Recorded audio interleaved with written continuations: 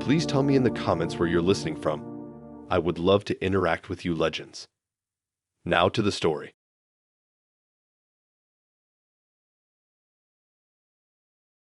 I don't know what it is about Craigslist, but there's something kind of addictive about scrolling through the free section. It's like treasure hunting, right? Most of the time it's busted printers and stained couches, but sometimes, just sometimes, you find something kind of cool. That's how I ended up with the piano. I wasn't even looking for one. I was just killing time before bed, scrolling through listings with one hand while half watching YouTube. Then I saw it. Upright piano, free if you pick it up. First come, first served. The picture showed this old, kind of beat up upright sitting in someone's garage. It wasn't fancy, just simple and black, with a few scratches and worn keys. But something about it caught my eye. I don't even play, really. I just thought it might look cool in my living room. The address was only like 20 minutes away, and I still had the van from helping my cousin move. So I figured, screw it, late night Craigslist pickup sounded like a funny story to tell.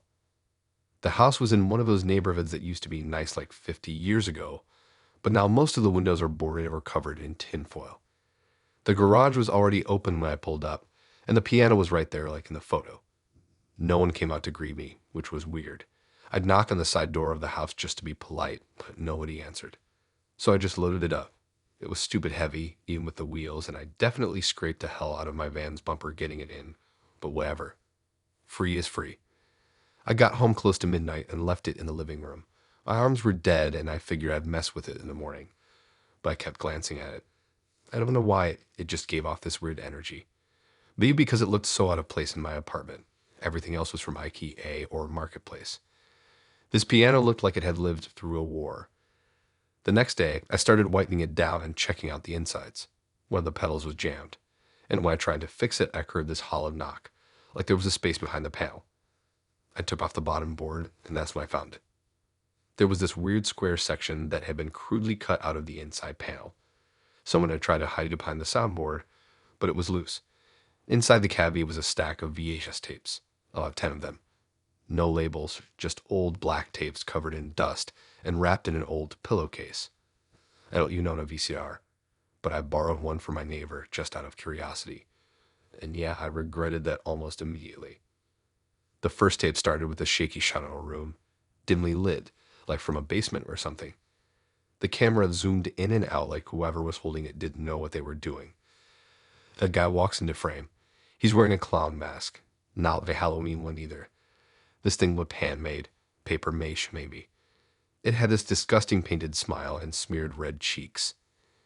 Then he just stood there, breathing. You could hear it. No sound except that awful breath through the mask. The rest of the tape was just footage of him doing creepy, slow stuff. Sitting at a table, staring at the camera, pacing. It looked like whoever made it wanted it to feel like some kind of art film, but it just felt wrong, like it wasn't fake. The next few tapes were worse, way worse. They were all the same setup, clown masked, dim room, but the stuff he was doing escalated. He started bringing in mannequins. At least I thought they were mannequins. One of them had duct tape over its mouth and its arms zip-tied. I swear it moved once. I still don't know if that was just me freaking out. I stopped watching after tape 5. My chest felt tight, like I couldn't breathe. I kept telling myself they were fake. Some twisted art student's film project. But something felt off. The lighting, the sounds, the way the camera moved, it didn't feel staged. I left the tapes in the van for a few days, thinking maybe I'd drive them to the dump or something. But I couldn't stop thinking about them. I even dreamed about that clown mask. It would just be there, hovering at the edge of my vision, breathing. One night I came home from work and found my front door cracked open. Nothing was stolen, but my living room felt wrong, like the furniture had been moved an inch off from where I left it. The piano bench was pulled out, and one key, just one, was pressed down and stuck. I didn't touch it. I just backed out of the house, got in my car, and drove. I slept in a Tesco parking lot that night. I know how that sounds, but I couldn't bring myself to go back in. Next day, I finally went back and wheeled the piano out onto the curb. Posted it online. Free upright piano, just take it. Someone picked it up before the sun went down. I didn't warn them. I don't know why. I tried to throw the tapes away, but I swear, the bag I left them in kept getting moved around. Once, it was back in my living room even though I dumped it outside. I ended up mailing them to a P.O. box I found in one of those conspiracy subreddits. Some guy who collects found footage and analyzes it. No return address. I just wanted them gone. But I still hear it sometimes. That single piano key, pressed down slow, just once. Always at night. I got rid of the piano, I got rid of the tapes, but that sound, it still shows up. Every again time I close my eyes.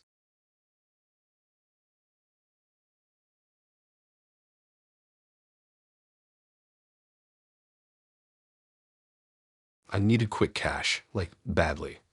Rent was overdue, my fridge had half a jar of mustard and a Red Bull, and the overdraft fee from my bank hit me like a slap. I didn't care what kind of gay it was at that point. Babysitting, scrubbing tiles, clearing gutters. I just needed something fast and local. That's when I checked Craigslist. There was this listing in the gig section. Super basic, dog walker needed. £20/hour. 2 hours a day, 3 times a week. Cash in hand. No big paragraph. No weird vibe from the post. It just had an address and said to text if interested. I figured I'd be picking up poo and chasing golden retrievers around a block. Easy money. I texted the number. They replied instantly. Said I could start the next day and to come by at noon sharp. The house was in a quiet cul-de-sac not far from me.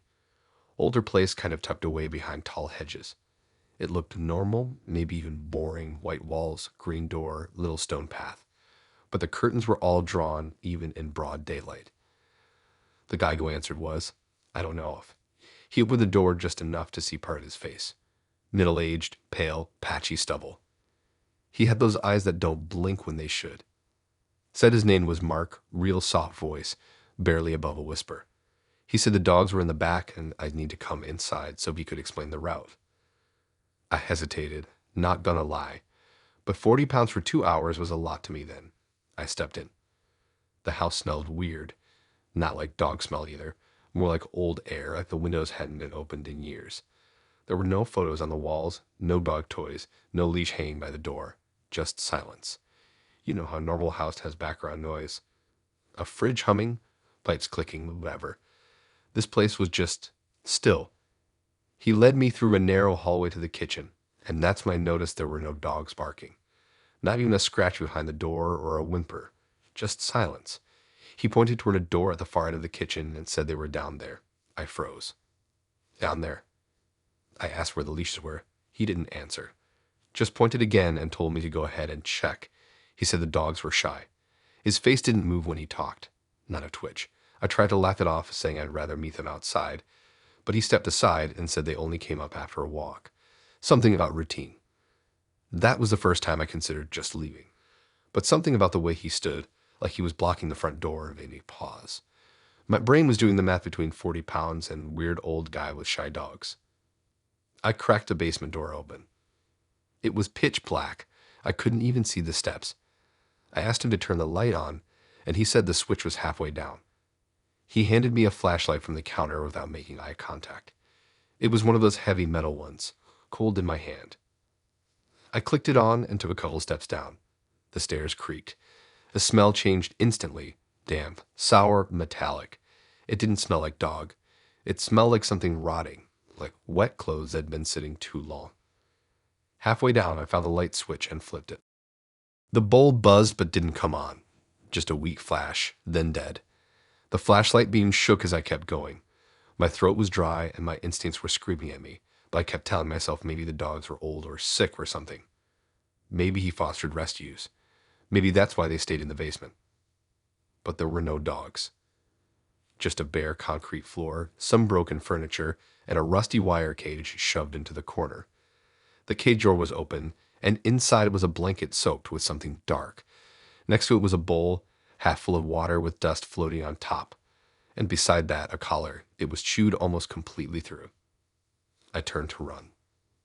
Well, when I got back to the top of the stairs, the door was closed and locked. I pounded on it. Yelled. No response. I kicked it until my foot hurt. Still nothing. My phone had no signal. I was trapped. I don't know how long I was down there. An hour? Maybe more. Every time I thought I heard footsteps above me, I yelled again. Nothing. Just silence. And that smell. It was starting to burn my nose. Eventually, I stopped yelling and started thinking. There was a narrow vent near the ceiling, small, but I figured I could maybe wedge through it if I pushed the table over and climbed up. I tried, but the table was missing a leg and wouldn't stay upright. I ended up taking one of the metal rods from the cage and using it to pry the door. I don't even know how I managed it, but something snapped loose and I bolted the second I heard the click. He was standing at the end of the hallway, still watching, no emotion. I didn't speak. I didn't even think. I just ran, shoved past him, flung the door open, and sprinted down the street barefoot because I left my shoes by the door. I didn't stop until I got home. Didn't sleep that night either. Next morning I went back, but the house was empty. Curtains gone. For sale sign in the lawn. No trace of him. Like he'd never been there. I didn't report it. I should have if I didn't. What was I even gonna say? That answered a Craigslist ad and walked into a basement full of lies. Now every time I see a dog walking ad, I scroll past. I don't care how broke I am. Because that basement still shows up in my head. That cage. That silence. And the worst part. He wasn't surprised to see me at the top of the stairs. It was like he was waiting to see if I'd make it. Hey guys, really sorry to interrupt. If you're still listening, then you're enjoying the story so far. And if you are enjoying, then please hit that like button. That's all I ask of you. Thanks so much. Now back to the stories.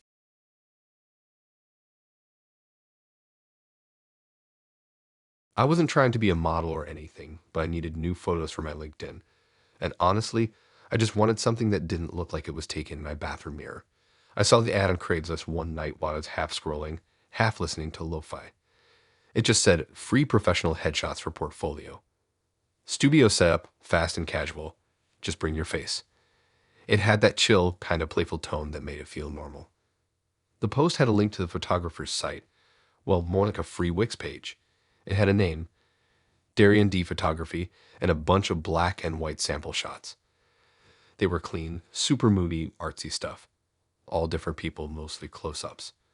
No weird vibes from the site, just a dude trying to build his portfolio, I guess. The address was this apartment block downtown, tucked between a bakery and some vape shop. I messaged him. He got back real quick, like within a minute. Said he had an opening that same day if I wanted it. I figured why not? Free photos are free photos. I got there around 3 p.m. The building was kind of run down, but not terrible. One of those old brick flats with buzzing intercoms and faded gray walls. He buzzed me up without saying anything, which was weird, but I figured he was setting up the studio or something. The hallway on the 4th floor was quiet. Too quiet. You could hear this faint buzzing from the fluorescent lights, but that was it. No TVs, no footsteps, no music. Nothing. His door was the last one at the end. Apartment 4F. I knocked. No answer. I tried again. Then I heard the click of a lock sliding open. He didn't open it all the way, just wide enough to peek out. He looked normal, older than I expected. Shaggy brown hair, hoodie, those black rectangle glasses. Said his camera was still charging and asked me to wait inside while he set it up. The second I stepped in, I noticed how dark it was. The only light came from a few photography softboxes set around the room.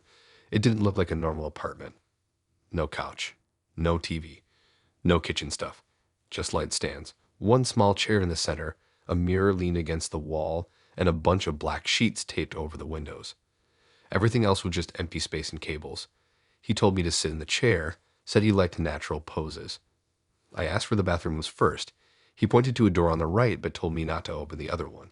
Said it was where he kept his gear, and it was a mess. While I was in the bathroom, I noticed something weird. The window had been boarded over from the inside with plywood, like screwed in with big metal brackets. I couldn't stop staring at it. What kind of photographer boards up their windows? When I came back out, he was behind the camera already, fiddling with the settings. He didn't say anything, just motioned for me to sit. I sat. He raised the camera. I waited for him to take the shot. Then he just stood there, not moving, not clicking the shutter. He stared through the viewfinder for way too long, then lowered the camera, looked at me like I was doing something wrong. He asked me to tilt my head. I did. Then silence. He told me to smile. I did. More silence. That's when I started to notice how hot the room was. No AC, no fan. and those lights were making it worse. My hands were getting sweaty. I asked how many pictures he needed. He didn't answer. He just raised the camera again. This time, he stepped closer. Too close, like almost touching close. I leaned back. Then he whispered something I didn't catch. I asked him to repeat it, but he didn't. He just walked past me and opened the door he told me not to touch.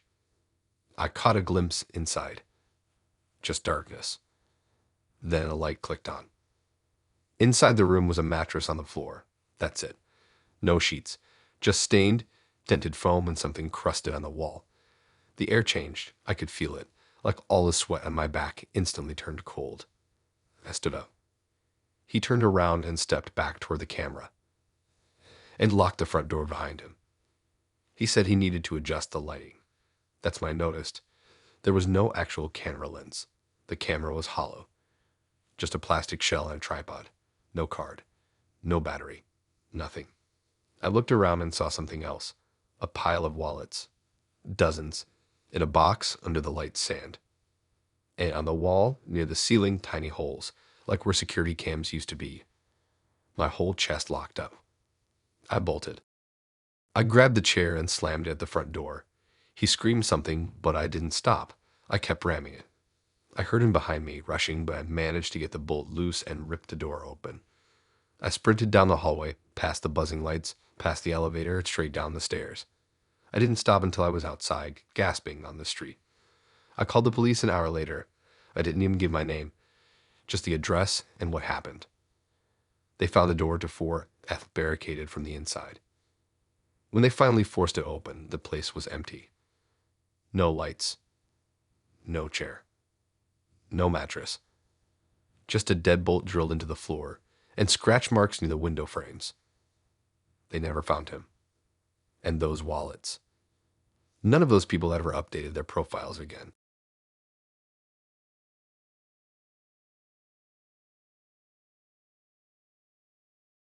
I got screwed over by my last landlord, so when I saw the new listing on Craigslist, it felt like a miracle. £300/month. All bills included a private room, shared flat with one other student. Quiet area, 10 minutes from uni. I clicked so fast I didn't even read the whole post. The photo showed a small but clean two-bed with a tidy kitchen, soft yellow lighting, hardwood floors, and a window that actually opened.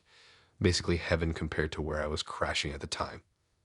The name on the post was Maya, and she said she was looking for a respectful, quiet student to move in while she was finishing her thesis. Said she wasn't around much but liked to keep things clean. We messaged back and forth a little. She used a smiley face here and there, nothing weird, just polite. She asked about my studies, told me the rent was firm, and said I could come by to check the place out whenever. I was desperate, and she was friendly, so I went the next day.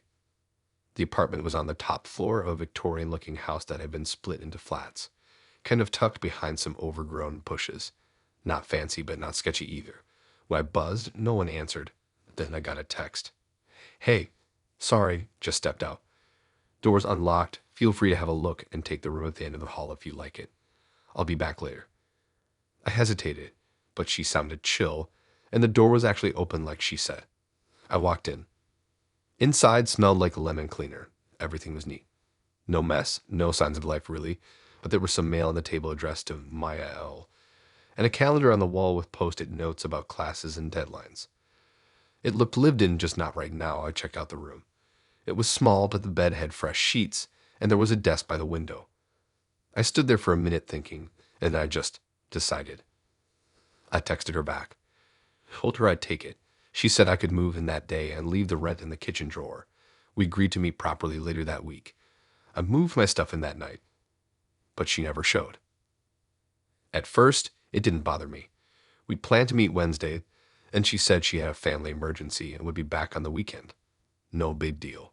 She sent little updates, sorry again, or hope you're settling in okay. That kind of stuff. She was always just missing me by a few hours. She said she'd been crashing at her sister's place nearby. Said she'd be back soon. But after the first week, things got weird.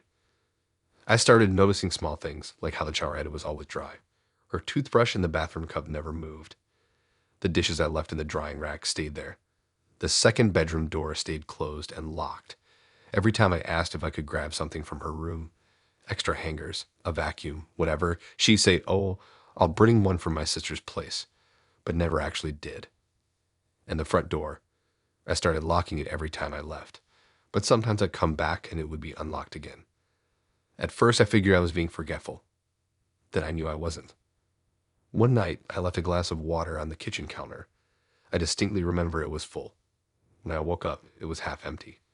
Nothing else was moved, just that one glass. I texted her again and asked when she was coming back. She said she'd been dealing with something really personal and needed a bit more time. Said she was grateful for my patience.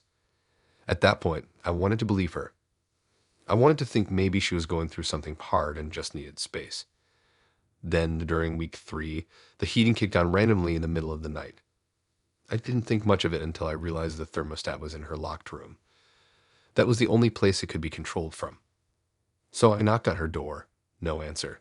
Knocked harder. Still nothing. I stood there, hand on the handle, feeling like an idiot. Then I pressed my ear to the door. Silence. Until I heard it. A faint creak like someone shifting their weight on a bed. I backed away fast and texted her again. "Are you here right now?" No reply. The message never even got delivered. That night I couldn't sleep. I kept hearing things. Tiny sounds like movement, faint clicks, soft scuffs. I tried to brush it off, but the sounds always came from the other room. By morning, her phone number had gone out of service. I didn't go to class. I just sat in the living room, staring at her door, trying to make sense of it. Or at noon, I got out and started checking everything. Her mail hadn't changed since the day I moved in. No new post. The food in the fridge was only mine. There were no clothes in the laundry basket by the bathroom. No hair in the shower drain. No signs of anyone but me. Then I found something that made my stomach twist. Taped underneath the kitchen drawer, the one she told me to leave the rent in, was a tiny microphone, like a cheap recording bug. It was wired to nothing, just taped there like someone had been experimenting. I snapped. I grabbed a hammer from the utility cupboard and started bashing the lock on her door. After 5 or 6 hits, it cracked open. The room was empty. No bed, no desk, no clothes. Just a stained carpet, a cracked window, and marks on the walls where something used to be mounted. Maybe shelves, maybe cameras. And in the corner, an old laptop, closed and covered in dust. I didn't touch it. I moved out that same night. I told the landlord I had a family emergency and dropped the keys in the mailbox. When I tried to find the original Craigslist listing again, it was gone. No backup. No catch. Maya's name. Nothing. No student registry. No social media, like she never existed. I heard from someone months later that the flat got relisted by a letting agent. Said the second bedroom was under renovation. I didn't ask. But I still think about that night. Because whatever I heard behind that door, it wasn't just creaking. It was breathing. And it was close.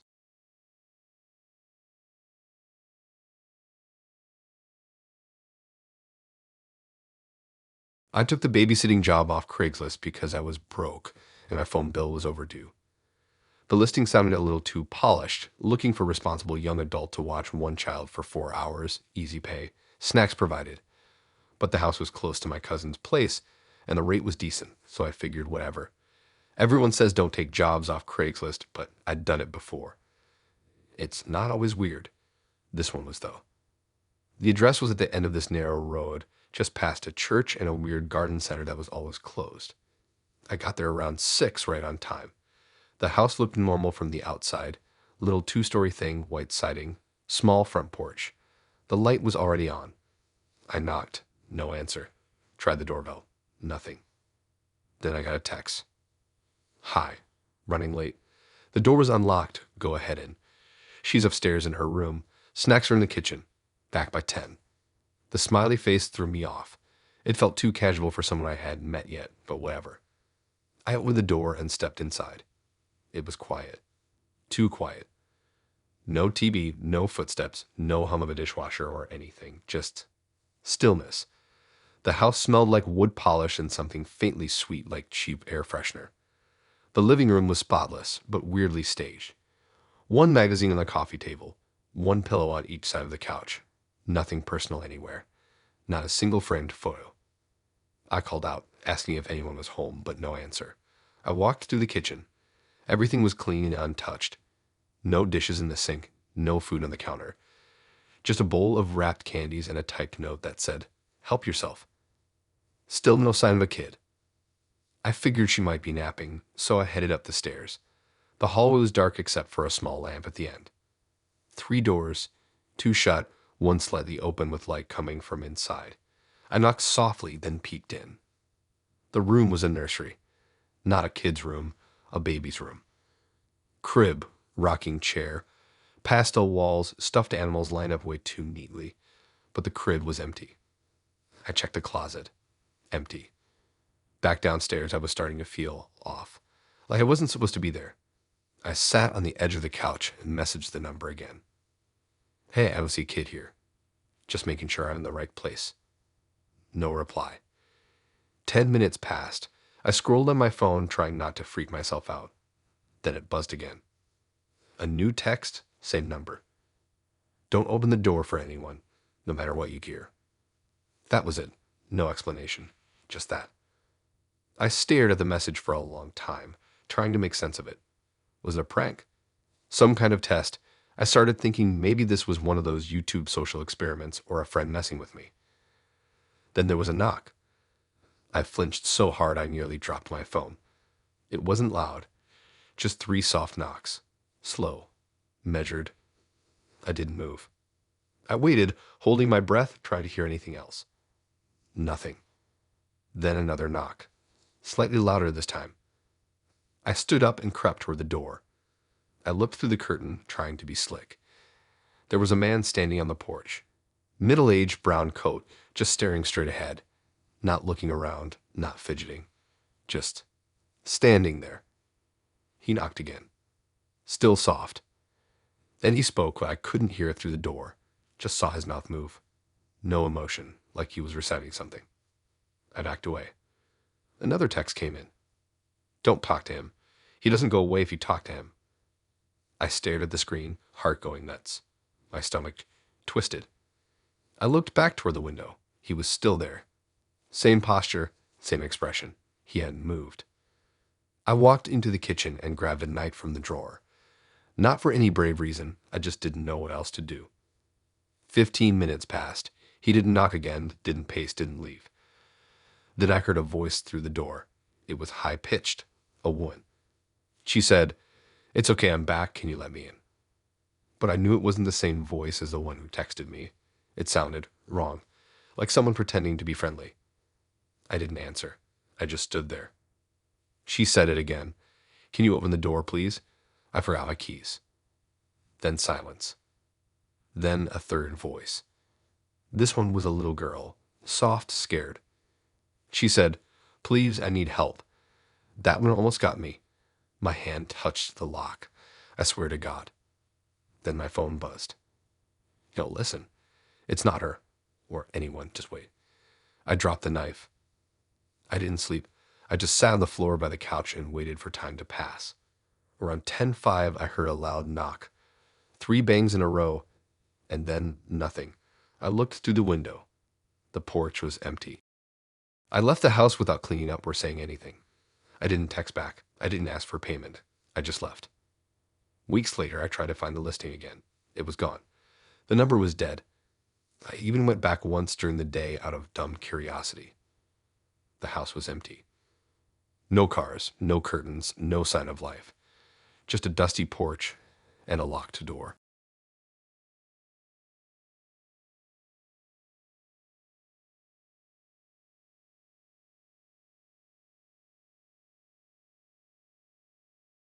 I'd just moved into my new place and needed furniture fast.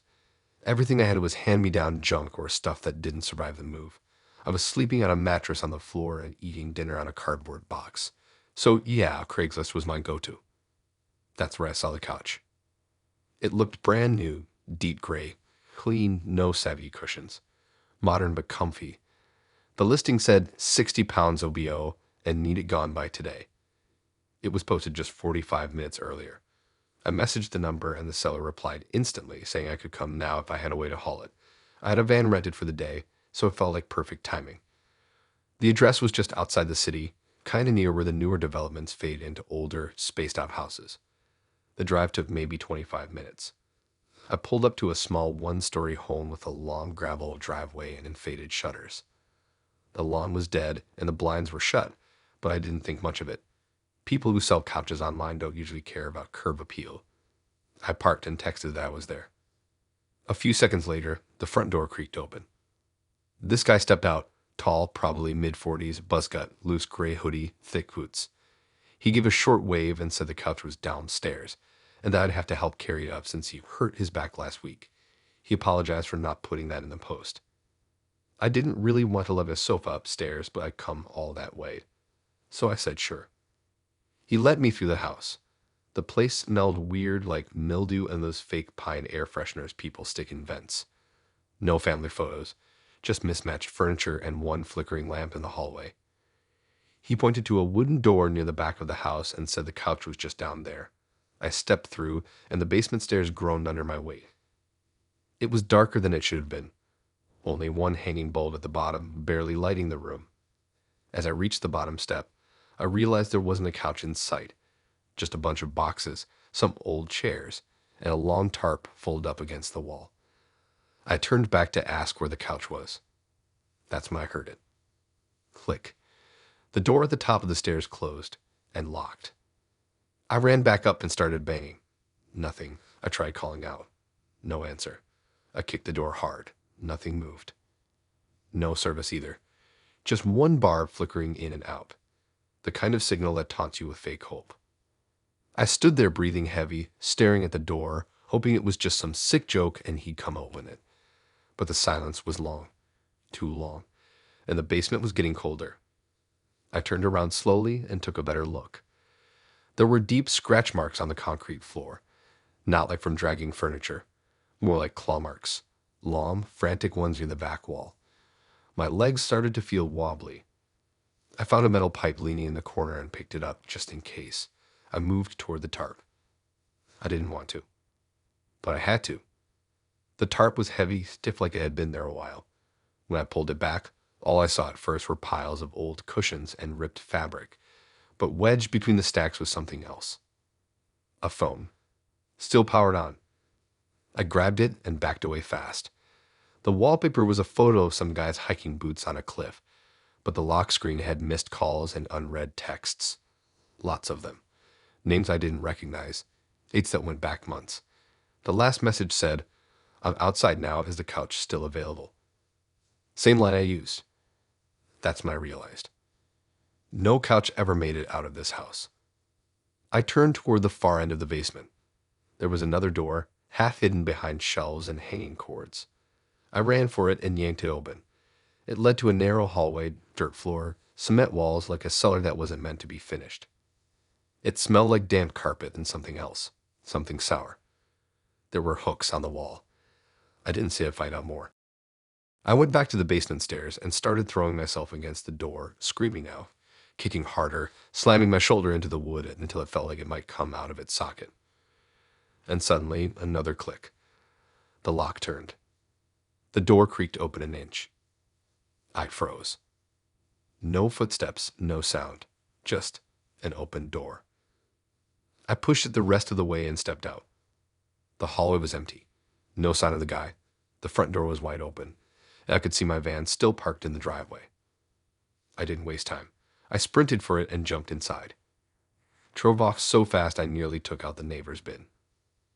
I didn't stop driving until I hit a petrol station 10 miles out. I sat there for half an hour, hands shaking on the wheel, trying to catch my breath.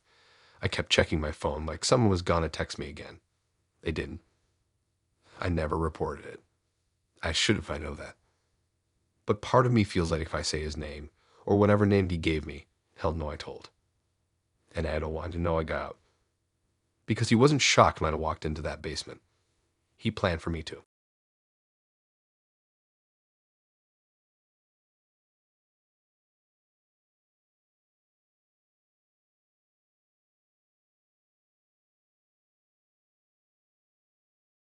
It started with a stupid idea. My roommate was moving out and taking her cat with her, and I figured the apartment would feel empty without something alive in it. So I went scrolling through Craigslist like an idiot. I wasn't trying to be cheap. Okay, maybe a little, but I wasn't looking for anything fancy, just a kitten. Something chill to keep me company. That's when I found the post. Free kittens, no rehoming fee. Come pick one out today. Healthy, playful, lots to choose from. The listing had a few blurry photos of orange tabby kittens and a fat gray one on a window ledge. No sketchy wording, no red flags. The name on the post was just Annie. The house was in this weird pocket of the suburbs where the streets stop having sidewalks and start feeling more like country roads. Still technically in the city, but barely. The place looked normal enough from the outside. White paint peeling off the porch railings, little garden of overgrown weeds, faded welcome mat. I parked in the driveway and texted the number. A few seconds later, the front door opened. She looked older than I expected. Maybe late 60s. Wiry frame, baggy clothes, hair pulled into a loose bun that looked like it hadn't been combed in days. She had this tired smile and kind of waved me in without saying much. Right away, something felt off. The smell hit me first. It was like a mix of cat pee, rotting food, and sour laundry. It clung to everything, my hoodie, my throat, the inside of my nose. I almost gagged. I stepped inside it anyway. Big mistake. The moment the door closed behind me, I heard it, meowing. Not cute, high-pitched kitten sounds. Deeper, louder. Dozens of them. Then I saw one. Then another. Then 10. The place was crawling. Cats on the floor, on the furniture, on the counters. They weren't just wandering around. They were watching me. Every single one had this stiff, wired-up posture like they were waiting for something. Most of them looked awful. Rabs poking through fur, eyes glazed over, patches missing from their coats. One of them had a limp. Another hissed when I stepped near the living room. None of them acted curious or playful. It was more like hostile. The old woman walked ahead of me, mumbling something about having trouble getting it all adopted. She said there were lots more in the back. Her voice was raspy, almost wet-sounding, like her throat was full of phlegm. I told her I just wanted to see the kittens and maybe take one home. She smiled again. Too wide. Said, "You'll have to help pick the right one." Then she motioned toward the hallway. I should have left. I wanted to leave, but the way she was standing, kind of between me and the front door, made it hard to just walk out. So I followed. The hallway was darker than it should have been. One bulb flickered above. Cats lined both sides like statues. One darted between my legs and I nearly tripped. We reached a door at the end. She opened it, and I swear the smell hit a whole new level. My eyes watered. I couldn't breathe right. The room wasn't a kitten room. It was a hoarder's nest. Trash bags piled high, paper plates with crusted over food, newspaper layers soaked in what I hoped was water, and cats. So many cats. Some dead-looking. Some twitching. All of them thin and mean-looking. The floor squelched when I stepped in. That's when I told her I'd changed my mind. I said I was allergic. Said I had to go. She didn't move. Just stood in the doorway. Then she said, "You have a kind face." They like kind faces. I didn't reply. I just tried to push past her. She didn't let me. She leaned forward, whispering something I couldn't understand. Then one of the cats leaped onto my leg and sank its claws in. I screamed and kicked it off, stumbling back into the room, knocking over a stack of old magazines that released this thick cloud of dust and God knows what. That's when I saw it. The back wall had a cage. A big, rusty cage filled with bones. Not like full skeletons, just pieces. Rib bones, spines, things that didn't belong in a house. Next to it was a litter box the size of a bathtub, completely overflowing. The woman stepped into the room and closed the door behind her. Locked it. She had this look in her eyes like something had snapped loose. She started muttering under her breath, faster now, like she was repeating a script. The cats circled me, some of them growling. One jumped up onto the windowsill and hissed like it was waiting for a signal. I didn't wait for one. I shoved past her with everything I had, slammed my shoulder into the door, and just ran. I tripped over one of the cats, slammed into the wall, but kept moving. I could hear her yelling behind me. Not words. Just this high-pitched screech like metal scraping glass. I grabbed the front door handle and yanked. It didn't move. Deadbolt. I turned, looking for something, anything, and saw a metal shoe rack near the door. I picked it up and smashed the window next to the knob, reached in and unlocked the door from the inside. I ran barefoot down the driveway, keys in one hand, blood on the other from the glass. I didn't stop until I was in my van with the doors locked. I sat there shaking, watching the front door, waiting to see if she'd follow. She didn't. But as I backed out, I saw them, lined up in the window.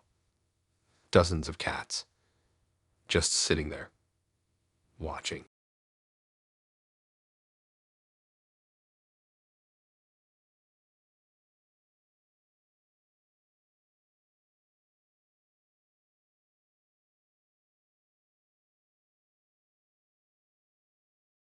I just needed a rug. That's it. Nothing fancy, nothing expensive.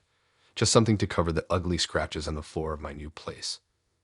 I'd moved in 2 weeks earlier, and the living room looked bare. Too bare. The floor was a dull, scuffed wood that caught every step like a scar. The walls were a blank, sterile white, and the only furniture I had was a sagging futon in the corner. When I talked on the phone, the room echoed. It didn't feel like a home, more like a stage set waiting for props. Craigslist seemed like the cheapest solution. I scrolled through page after page of listings. Most were overpriced, already sold, or way too far for me to pick up. Then I saw it. Area rug, 15 pounds OBO. Quick pickup. There was only one picture, blurry and poorly lit. A roll of fabric leaned against a wall, tied with rope.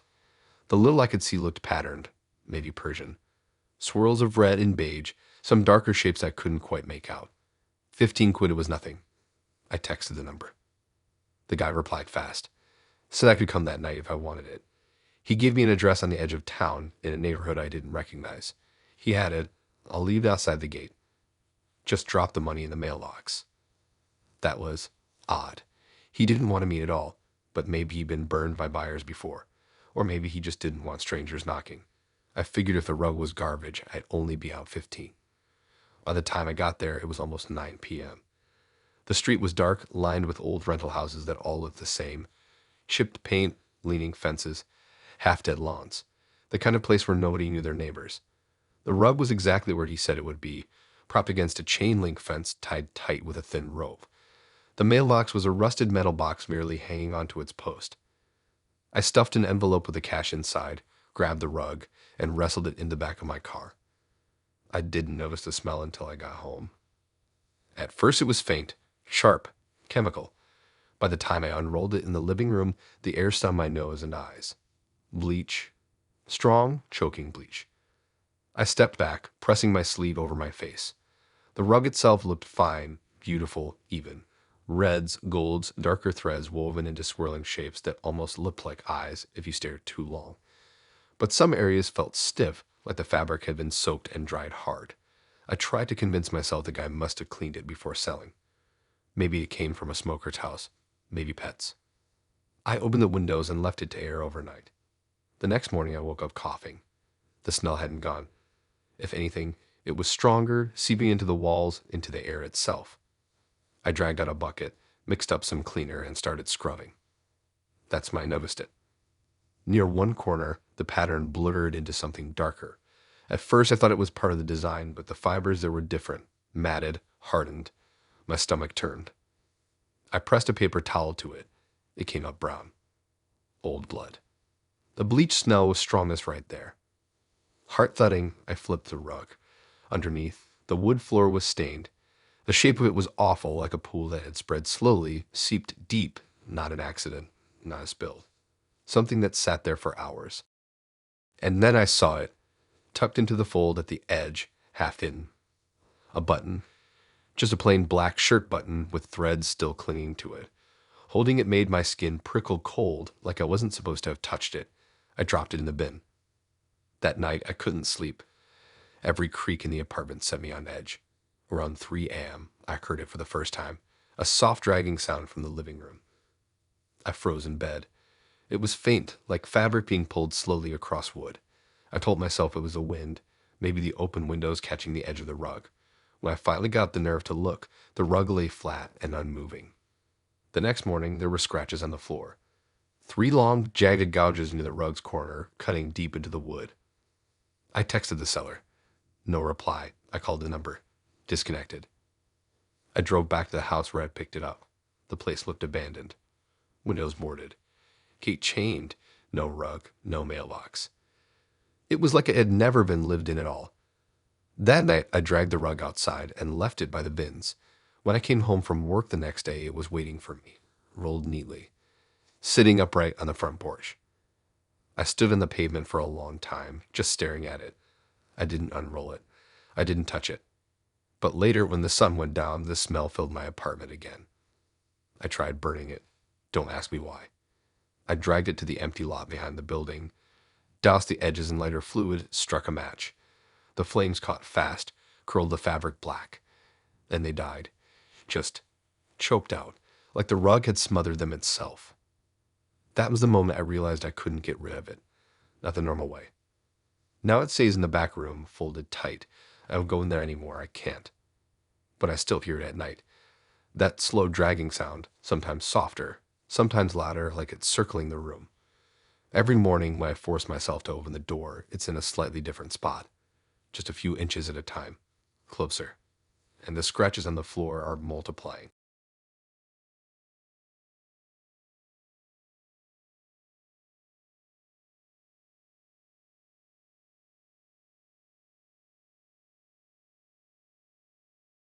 It started with a storage auction listing I found on Craigslist. It wasn't like the flashy ones with shiny padlocks and trailers full of junk. This was low-key. No photos, no fancy description, just unpaid storage unit, contents must go. 75 pounds flat. First to show up with cash gets it. Sounded sketchy, but I'd been flipping junk for months and needed the extra money.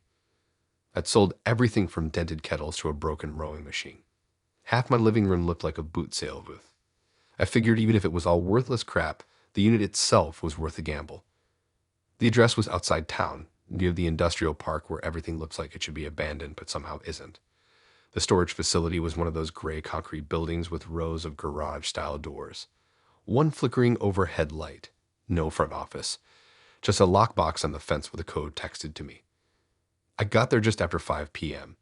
The unit number was spray painted on a metal door, 132. I unlocked it. At first glance, it looked like a gold mine. There were boxes stacked neatly, a rolled-up rug in the corner, some old wooden furniture, a metal bed frame, a guitar case, a couple of chairs, and a large black trunk in the middle. The kind with metal buckles and reinforced corners. Looked heavy. I started going through the boxes first, mostly books, some random VHS tapes, kitchen stuff, loads of old clothes. Nothing valuable, but not total trash either.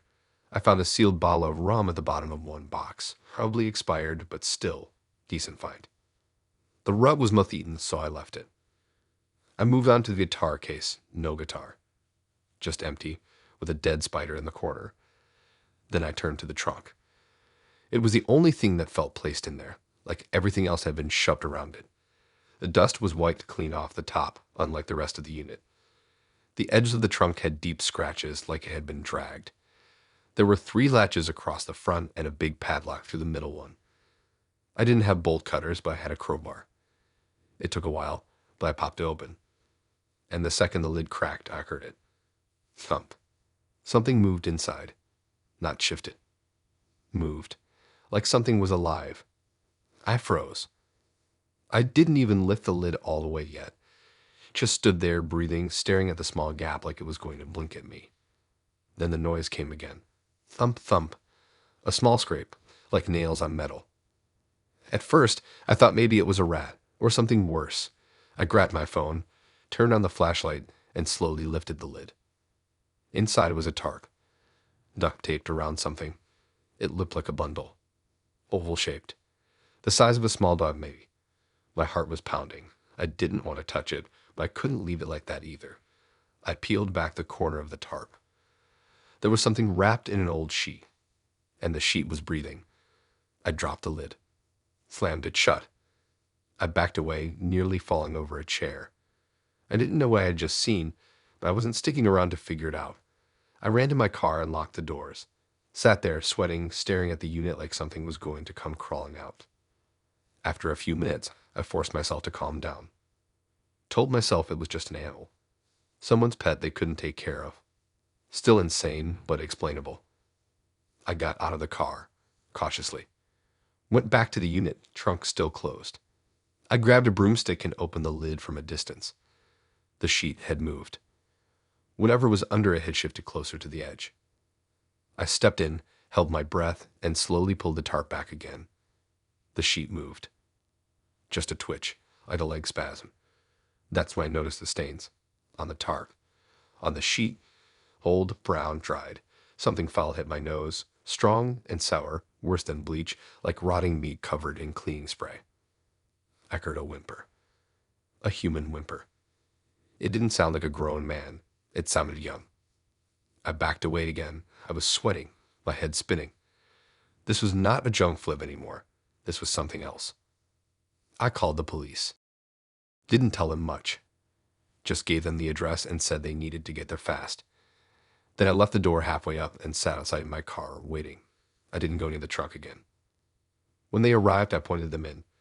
2 officers, hands on their radios, went inside. They opened the truck.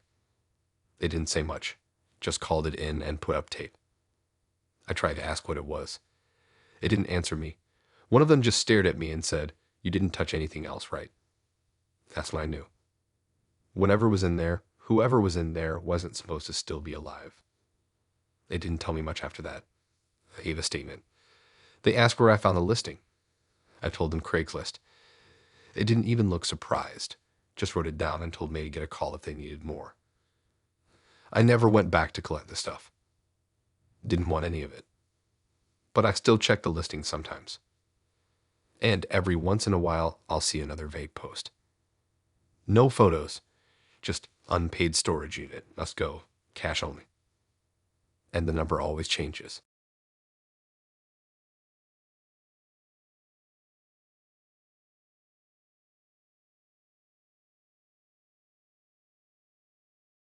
I wasn't planning on getting married or anything. Not even close. I just thought it would be funny. You know, one of those weird Craigslist finds you tell your friends about later. Heck, I got a wedding dress for free even though I'm single as hell. That kind of thing. The post said, bridal gowns giveaway. All sizes. Good condition. Just bring a hanger or a bag. Must pick up in person. It wasn't creepy or anything. No weird emojis, no broken English. Just a plain, simple post with a few attached pictures of white gowns hanging in plastic garment bags. The kind you see in dress shops or dry cleaners. Some looked worn, others looked brand new. The house was listed in a neighborhood I didn't know too well, older, kind of tucked away between a bunch of dead-end streets. It looked normal on Google Maps. I figured maybe it was someone clearing out old stock or a retired wedding planner dumping inventory. The woman who answered my message was polite. Her name showed up as Janet R. She said I could stop at any time after 4 p.m. and to let myself in through the side gate if she didn't answer the door. When I got there, the house was smaller than I expected. Faded blue paint, 2 tiny windows out front, and a rusted mailbox drooping open. The lawn was all patchy and overgrown, and there was this weird plastic flamingo stuck deep into the dirt, tilted to one side. I knocked. No answer. I waited a minute, then tried again. Still nothing. I was about to leave when I remembered the gate. Around the side, the fence was barely holding together. I nudged the gate and it creaked open. There was a small concrete path leading to the back door. The windows were covered in heavy curtains, but I saw a sign taped to the glass. Come in. Dresses in the back room. I stood there a second, wondering if this was one of those dumb horror movie setups. Then I told myself I was being dramatic and stepped inside. The door opened into a dark kitchen. No lights on. Just a faint smell of old wood and floral air freshener, like someone had tried to cover something up, but the stink still crept through.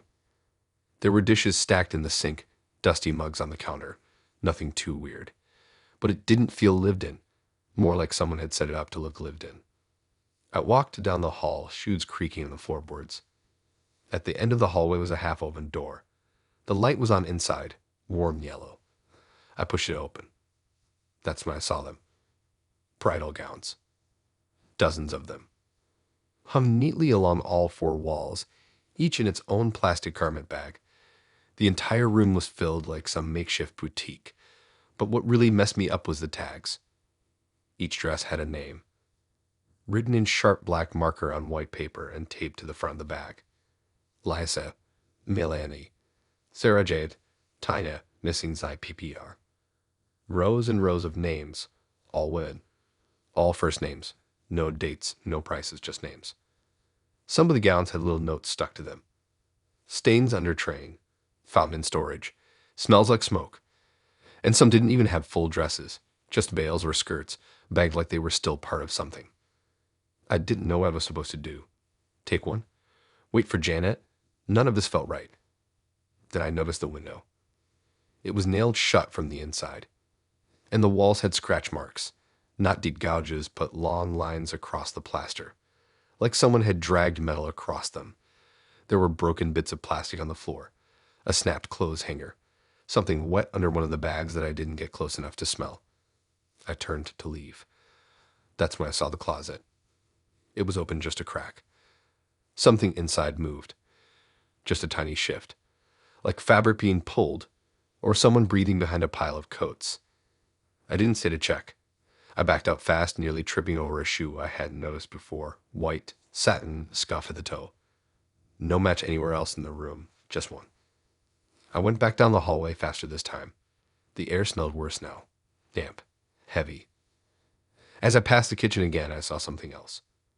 A pile of mail on the counter, all of it addressed to different names. All women, none of them Janet R. I bolted for the door. It was still open, but just barely, like someone had pushed it almost closed behind me. I yanked it open and didn't look back. Didn't bother shutting the gate. I jumped into my car and locked the doors before even starting it. When I finally got home, I blocked the number. I didn't report it. I didn't know what to report. Creepy dress lady has a bunch of bridal gowns with names on them and maybe a person hiding in her closet. I didn't think anyone would take it seriously. The Craigslist post disappeared the next day, but I saw a new one pop up that same week. Same format, different area. Bridal gowns free. Clean condition. Come pick one out. No pictures this time. Just the name, Mrs. R.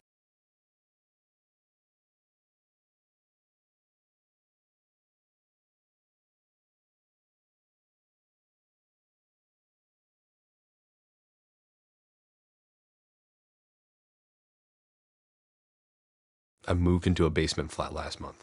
It's not great. The walls sweat when it rains.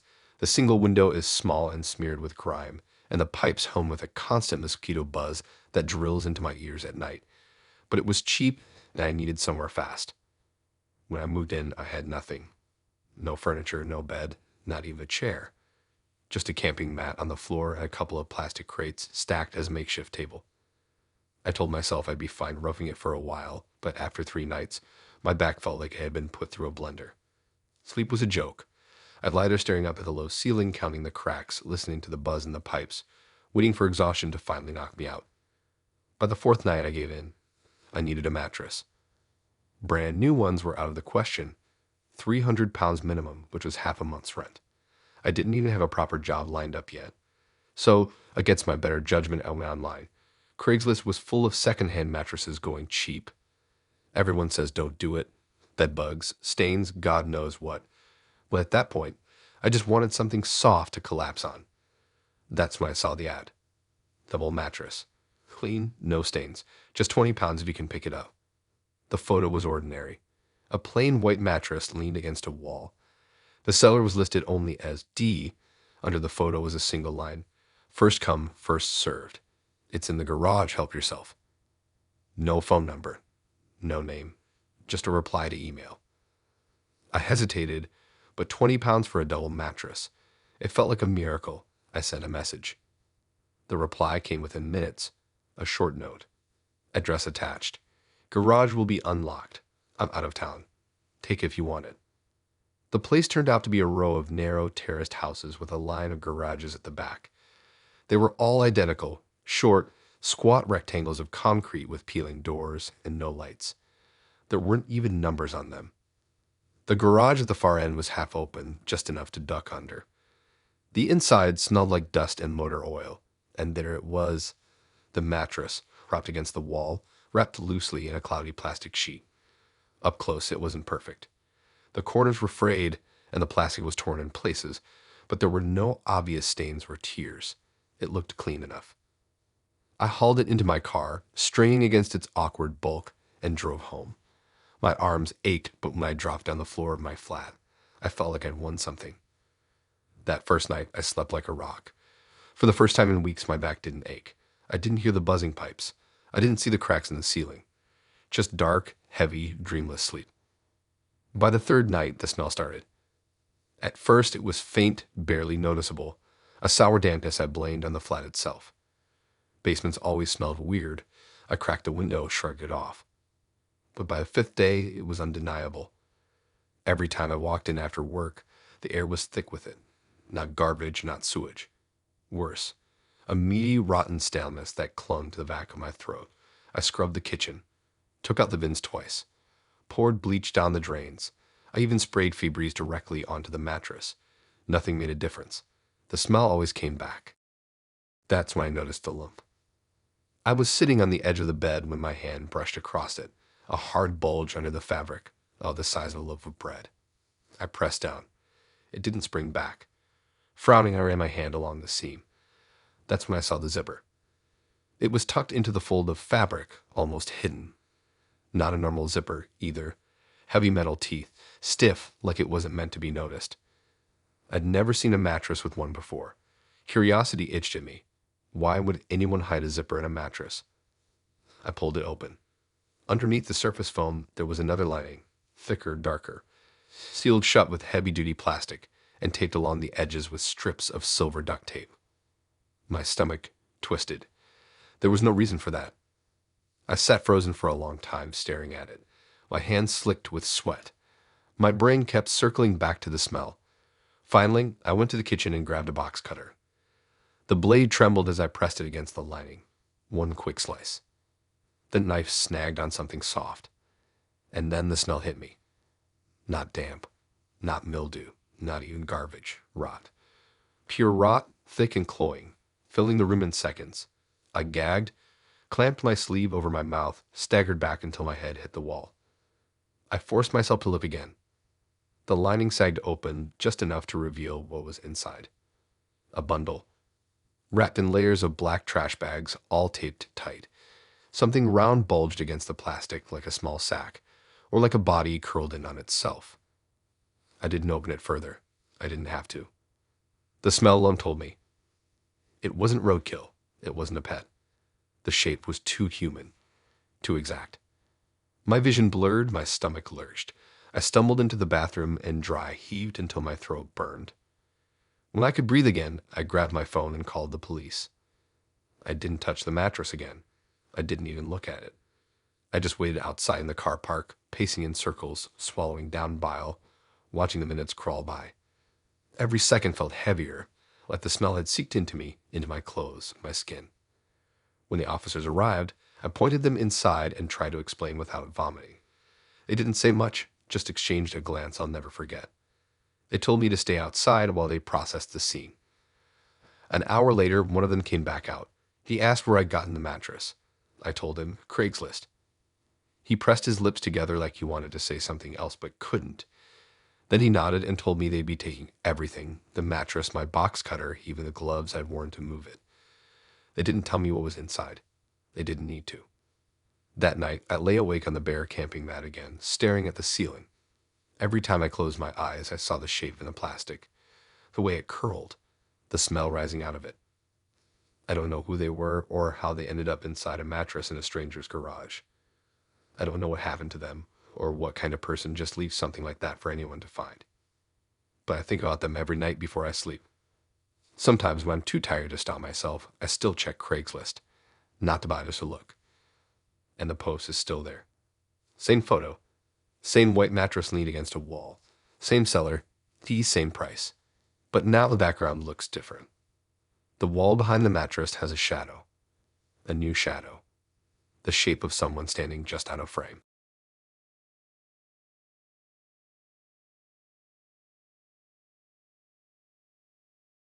I found the listing under furniture, free or cheap. The title said, full bedroom set, £10. Must take all, no exceptions. That alone should have been a warning. Who lists an entire room of furniture for a tenner? And who gets mad about giving stuff away? But I didn't think much of it. I'd just moved into a studio flat above a laundromat and had nothing but a mattress and a plastic chair. I needed furniture, fast and cheap, and Craigslist always has some desperate seller looking to clear out junk. There were 4 photos attached to the listing: one dresser, one nightstand, a small writing desk, and what looked like a vanity. All of it was old, dark wood, sort of rustic, kind of heavy looking. You couldn't really tell the condition from the pictures. The lighting was awful, but it looked usable. I messaged the number. The guy replied almost immediately. Said I could pick it up same day, but that all of it had to go. Don't leave anything behind. He kept repeating that over and over in the texts. Please, must take all of it.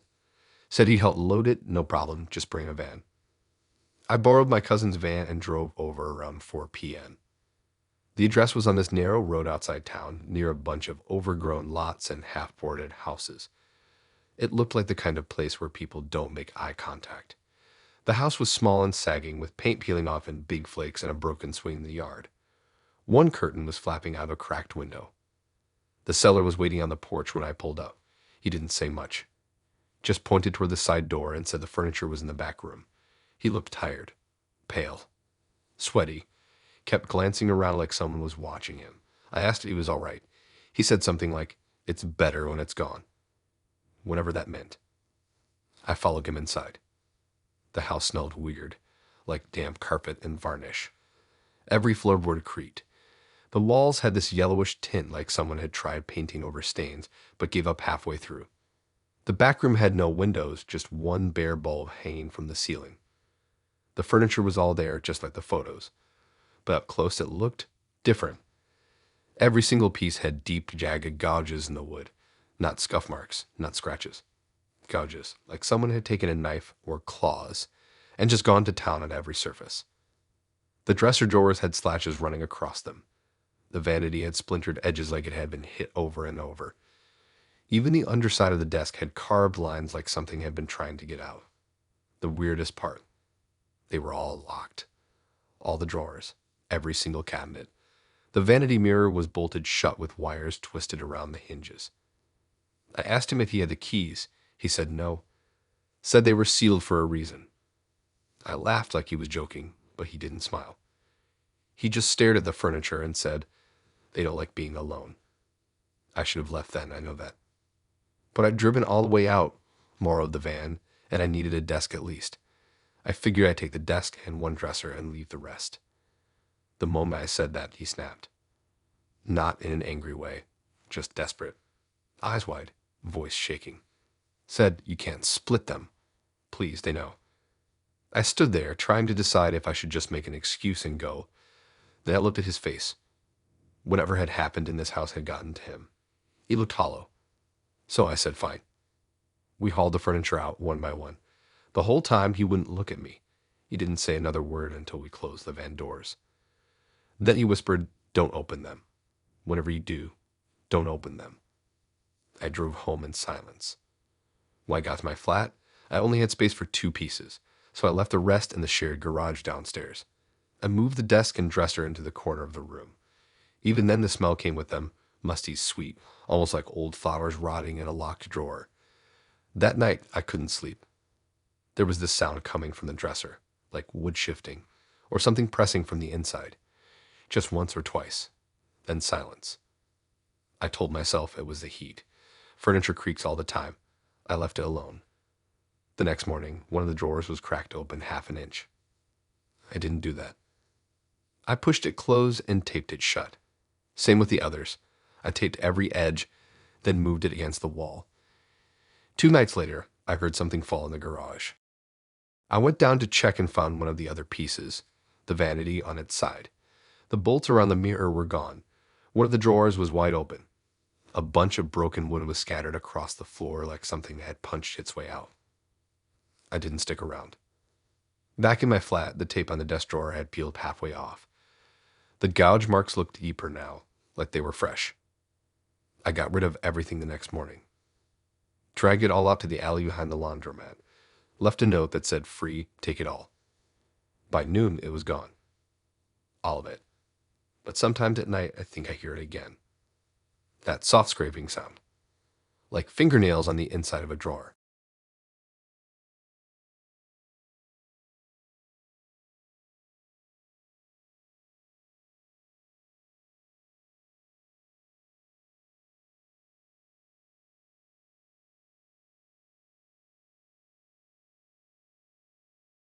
I found the guy through Craigslist.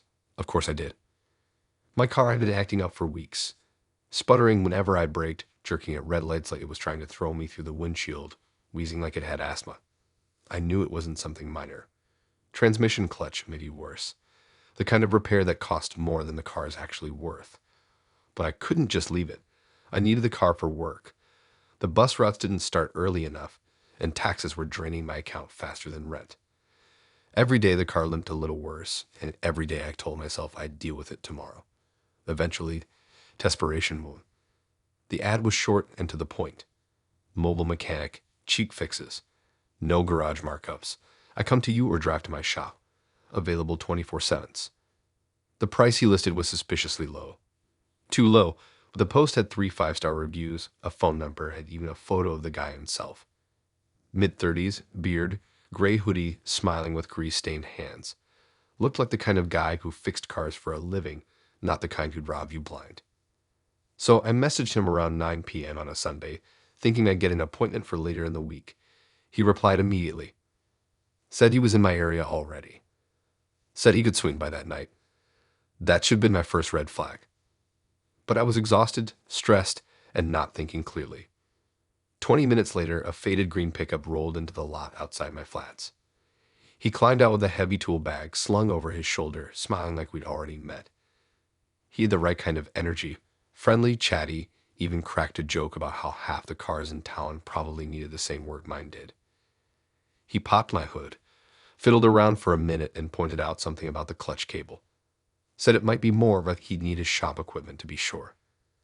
I can definitely fix it cheap, he said, but I'll need to drive it back to the shop. You can come with if you want, but honestly, it'll be boring. I'll get it sorted and drop it off first thing in the morning. I hesitated. But he had tools. He had confidence. He sounded like he knew what he was talking about. And he was right. I had no other options. I handed him the keys. He promised he'd text me the shop address once he got there. I stood on the curb and watched my car's taillights blink like a heartbeat until they disappeared into the night. And then, nothing. 10 minutes, no text. 30 minutes, I messaged him. No reply. An hour, I called, straight to voicemail. By midnight, I was pacing my flat, checking my phone every 30 seconds. My stomach knotted tighter with each minute of silence. I pulled at the Craigslist ad. Gone, completely wiped. The phone number. Disconnected. My car wasn't coming back. I barely slept. When the alarm went off, I walked to work in the rain, hood pulled low, shoes soaking through, cursing myself every step. I kept refreshing my inbox, praying for a message that never came. That afternoon, I went to the police. I gave them the whole story, ad, photo, everything. They wrote it down, but their questions made me feel like I was the idiot here. Had I let anyone else borrow the car? Was I sure I hadn't just forgotten where I parked it? Did I have proof the ad even existed? I showed them the screenshot I'd taken. They nodded, said they'd look into it. That was it. A week passed. Then 2. Nothing. I told myself the car was gone. I told myself I'd been scammed and it was my own fault for being desperate enough to fall for it. Then the 3rd week, I got a letter. No stamp. No return address. Just my name, scrawled in shaky blue ink. Inside was a single photograph. My car. Parked outside a rundown warehouse. The paint looked scratched. One tire sagged flat. The windows were fogged, like someone had been breathing inside it. No note, no explanation. Just the photo. I brought it straight to the police. They kept it. Promised again to look into it. Still nothing. That night, I couldn't stop thinking about it. The warehouse, the fogged windows, the fact that someone had walked right up to my mailbox to deliver the photo by hand. So I went looking. I convinced a friend to drive me. We spent hours combing through industrial estates, dead-end back roads, sketchy lots. Every warehouse started to blur together, all metal siding and busted signage. My friend kept insisting we were wasting time, that I should just let it go. Then we saw it. The same wall. The same broken window. The same half-rusted sign with faded letters. Storage units. Private rental. The place was dead. No lights. No cars. No movement. We parked across the street and circled around back. That's when we saw the stain. A long, dark smear dragged across the concrete like something heavy had been pulled inside. It ended at a bay door, cracked just enough to see the shadows within. I called out. My voice echoed off the siding. No answer. My friend begged me to leave. I didn't. I crouched, slid the door up a few more inches, and peered inside. Rows of cars. Not junkers, not wrecks. Good cars. Clean cars, all with different plates. Some still had keys dangling in the ignition. Some had personal things inside, air fresheners, receipts, a child's car seat, a pair of sunglasses on a dashboard. I searched the rows with my eyes, pulse thundering. My car wasn't there. But others were. Too many. We left fast. Neither of us spoke until we were miles away. The next morning, I filed another report. Gave the police the address, showed them the warehouse. They didn't let me see what they found. But the very next day, the lot was cordoned off with tape. The news didn't mention it. The police stopped taking my calls. A month later, another letter arrived. Same handwriting. Same blue ink. No photo this time. Just one line. You gave it to me. I moved cities after that. Sold off what little I had, signed a lease across the country, and tried to forget. But sometimes, late at night, I hear the phantom rattle of my old car. The sputter at red lights. The wheeze when I braked. And every time I check my rearview mirror, part of me expects to see a faded green pickup following me. I still don't have a car.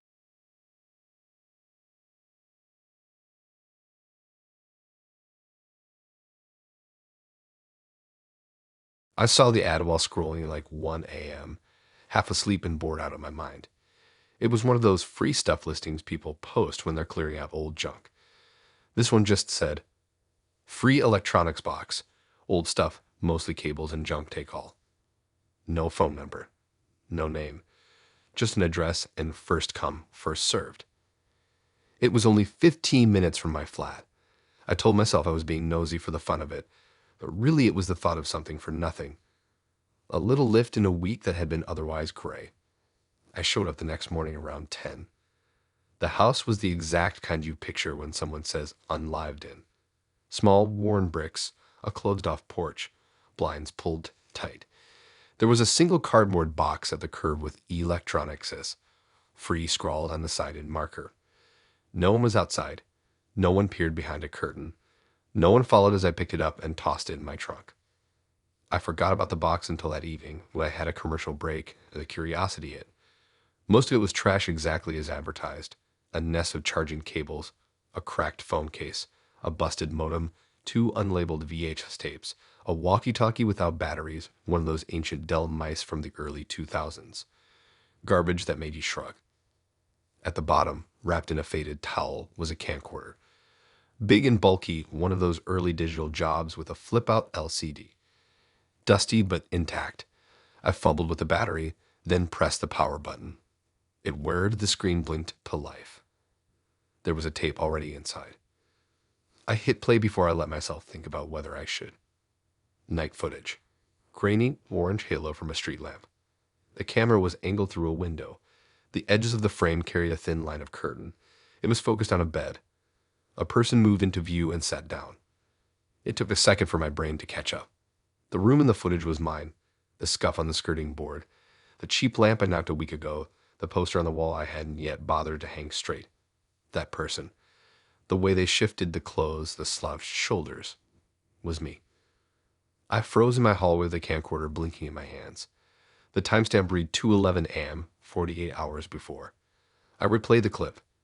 The camera had nudged in, zooming on my face as I scrolled my phone, catching the reflection of the screen in my eyes. Then a slow pan to the window frame, enough to show the edge of the bush beneath it.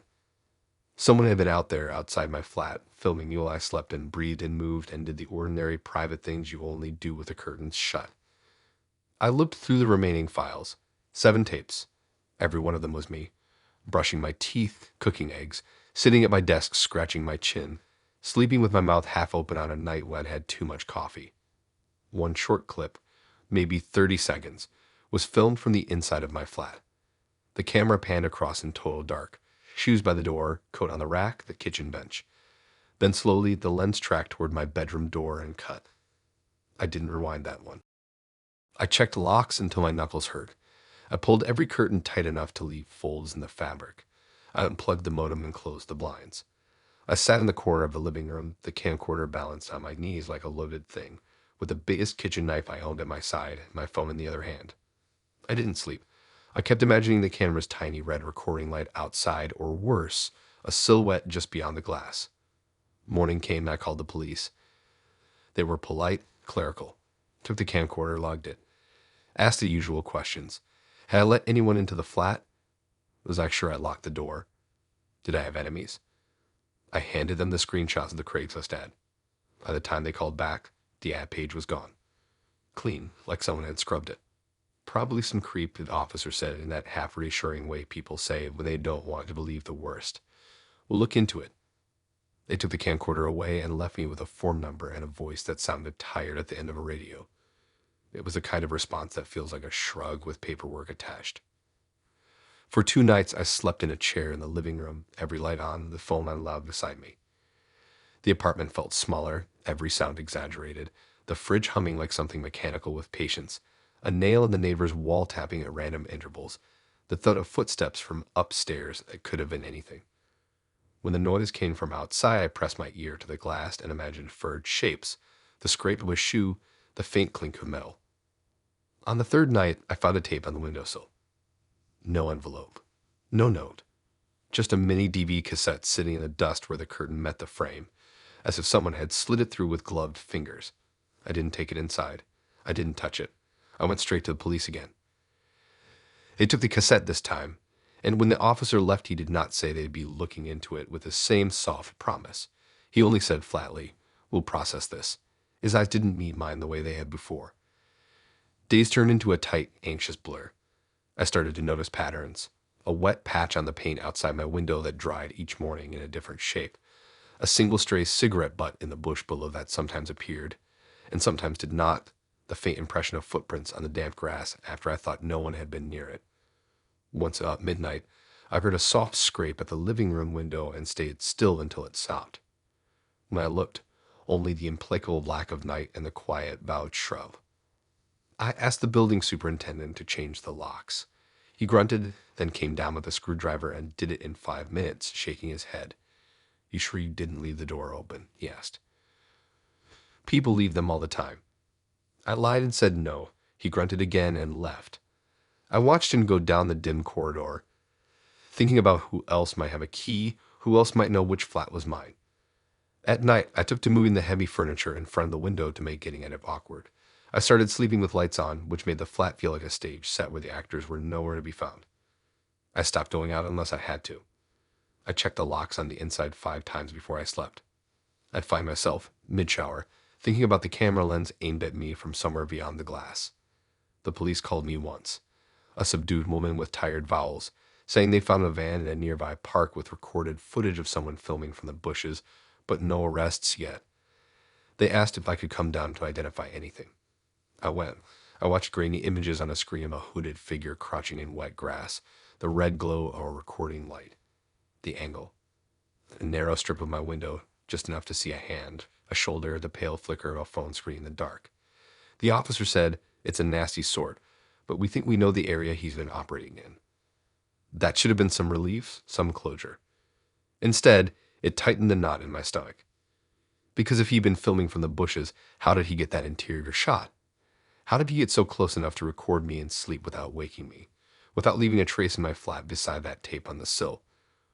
Who had the keys or the nerve or the timing to come inside when I left the apartment for groceries, and who walked across my floor with bare feet and filmed me? The last thing I gave the police was a copy of the camcorder footage I kept on my phone. The last thing they gave me was a case number. When I pass a bush at night, my eyes always slide to the dark water of leaves for the tiny tell, a pinprick of reflected light, almost like a blink.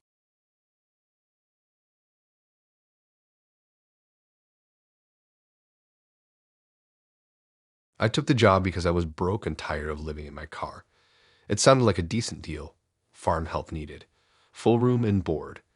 Meals provided. Manual labor, no experience required. It was one of those posts buried deep in Craigslist's hidden section, just above the weird ones offering foot pics for cash and spiritual healing sessions in sheds. The address was a few hours out, rural area, not quite middle of nowhere, but close. I figured a couple weeks of picking tomatoes and shoveling hay wouldn't kill me. It beat sleeping in petrol station parking lots and brushing my teeth in cafe bathrooms. The guy who posted it called himself Mr. Harlan. Said he and his wife ran the farm with their 2 sons and needed help for the season. He sounded normal, polite, straightforward. I asked if it was okay if I didn't have experience, and he said that was fine. As long as I could lift a sack of feed and follow directions, I'd be useful. He also said one thing that I didn't really think about at the time. Once you're here, you stay here until the job's done. The farm was bigger than I expected.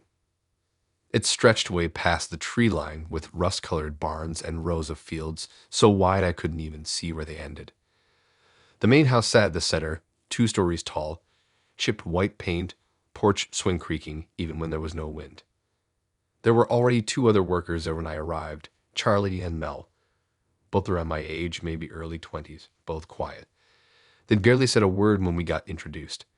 Mr. Harlan told me which room was mine, top floor of the bunkhouse shared with Mel, and then walked me around the property like a tour guide. He showed me the barn, the tools, the chicken run, and the generator behind the bunkhouse.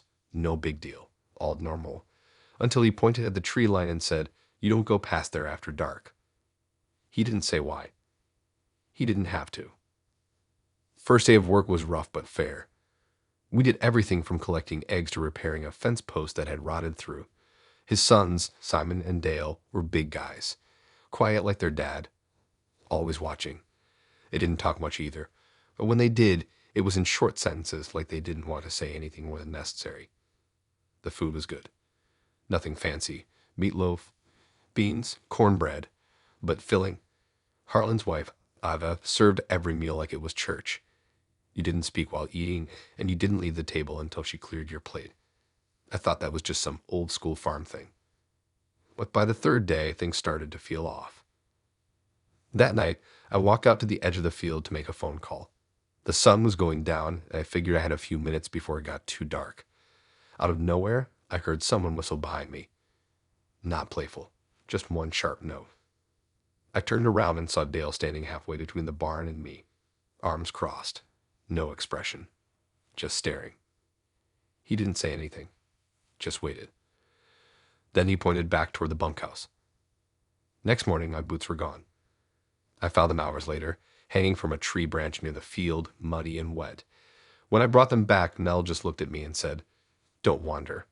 They hate that." I asked who they were. He didn't answer. Charlie left the next day. Just gone. I woke up and his bed was empty.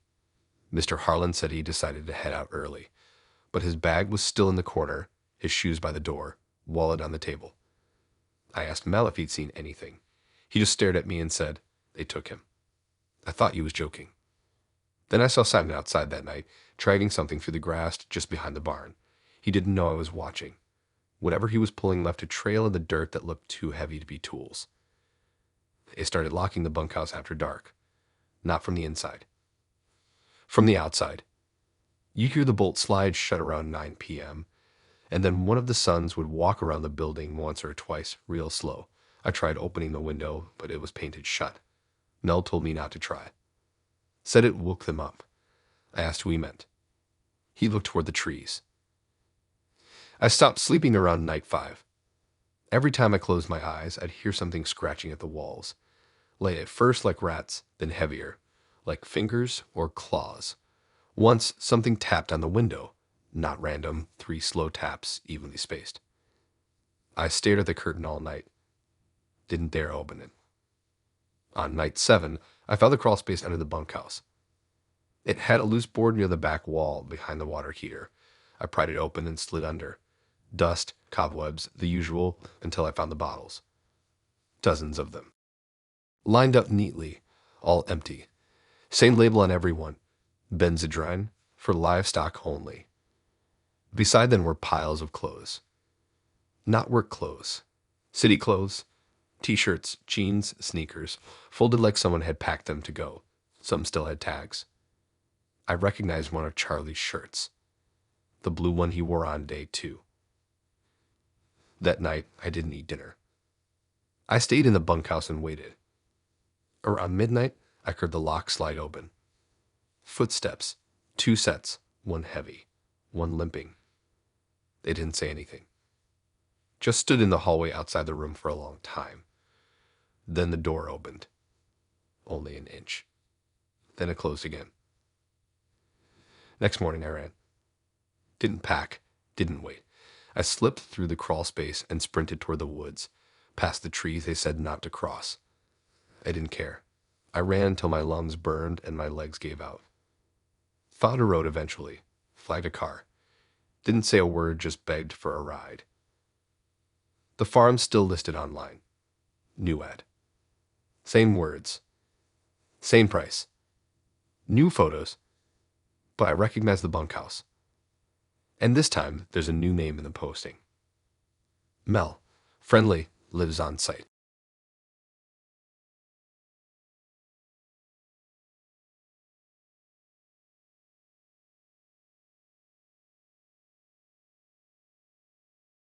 I wasn't even looking for a couch. Honestly, I didn't need one. What I needed were dumbbells or shelves, something practical. I'd been scrolling the Craigslist free stuff section out of habit, half hoping someone had left weights on a curb. That's when I saw a listing by accident. Free cow sheesh, just take it. No stains, no pets, clean condition. Must go today. There were only 2 photos. One showed a beige 3-seater pushed against a blank wall. The second had the couch sitting outside on a patch of cracked concrete, the afternoon sun hitting the armrest. It wasn't stylish, but it wasn't revolting either. Just generic furniture, the kind of couch you'd find in a dorm common room or shove into a garage corner. The address was 5 minutes from my flat. No name, no phone number. Just come anytime before 6. It's out front. First come, first served. I had nothing better to do. At around 3, I drove over. The house was rough. A sagging duplex with boarded up windows, patchy grass, and a door that looked like it hadn't been painted in decades. The couch was right there in the driveway, like it had been waiting for me. A folded piece of printer paper was taped to the back cushion. Free. Please take. No one came out of the house. No one peeked from behind the curtains. The entire street felt abandoned. I waited a minute expecting someone to yell, but it was silent except for the faint buzz of cicadas. Screw it. I shoved the couch into the back of my car. It barely fit, hatch hanging open, but I wasn't about to let it sit there while someone else drove up. I didn't even stop to tie it down. I just drove away, glancing nervously in the mirror like I'd stolen something. It sat in my living room for 2 days before I actually used it. At first, I didn't trust it. Free couches are a gamble. They can be full of bed bugs, weird stains, or God knows what else. But the smell wasn't bad, faintly like lemon cleaner and dust, the scent of something hastily wiped down. I vacuumed it, sprayed fabric cleaner, sat on it for a few minutes. No creaks, no suspicious marks. For a while, it was just a couch. Then one night, I dropped my phone between the cushions. When I reached down, I felt something else wedged deep in the corner. Not my phone, something stiff, paper thick, curled at the edges. I pulled it out. It was a Polaroid. A man asleep, lying on his side with his mouth slightly open, head tilted against the armrest of a couch. Not just any couch, my couch. The one in my living room. The same fabric, same burn mark near the seam, same dent in the left cushion. I stared at it for a long time, waiting for some logical explanation. Maybe it was a joke. Maybe someone had left old family photos behind. But who takes photos of people asleep on a couch? I yanked out all the cushions. There were more. Dozens, stuffed into the cracks, folded behind the backrest, buried beneath the lining. Polaroids of strangers, every single one of them asleep. A woman curled under a blanket. A man with headphones still on. Someone passed out mid-meal, a plate of food beside them. One guy was shirtless, sprawled across the cushions. Some looked drunk, solo cups scattered nearby. Others just looked like they drifted off after a long day. All of them on this couch. I counted. 113 photographs. Some were faded, curling at the edges. Some looked fresh, colors bright and sharp. A few had timestamps scribbled in marker at the bottom. 2:06 a.m., 1:42 a.m., 3:19 a.m., all in the dead of night. And then I noticed something that made my stomach twist. The angle. Every photo had been taken from above. a slight downward tilt, as though from someone standing over the sleeper, watching. I didn't sleep that night. I locked the door, closed the blinds, stacked the couch cushions in the kitchen like a barricade. I shoved the Polaroids into a shoebox and hid it deep in my closet. I told myself it was an art project, some performance photography. Maybe a film student had asked people to pretend to be asleep. That explanation clung to me for hours, but it didn't fit. The people in the photos didn't look posed. Their faces slack, expressions unguarded, limbs heavy with real sleep. They looked vulnerable, unaware. They looked real. 2 nights later, I woke at 3:17 a.m. because of a sound. A single sharp click, like a camera shutter. I froze, didn't even breathe. I lay there for 5 minutes, heart thundering in my ears, eyes fixed on the dark ceiling. Finally, I snapped on every light in the flat and searched every corner, knife in hand. Nothing. No one. Windows locked. Door untouched. But when I reached the living room, I saw the couch cushion, the one I'd stacked in the kitchen, back in place. Perfectly. Like it had never been moved. The next morning, I dragged the couch outside, hauled it down the steps across the lot, left it by the bins.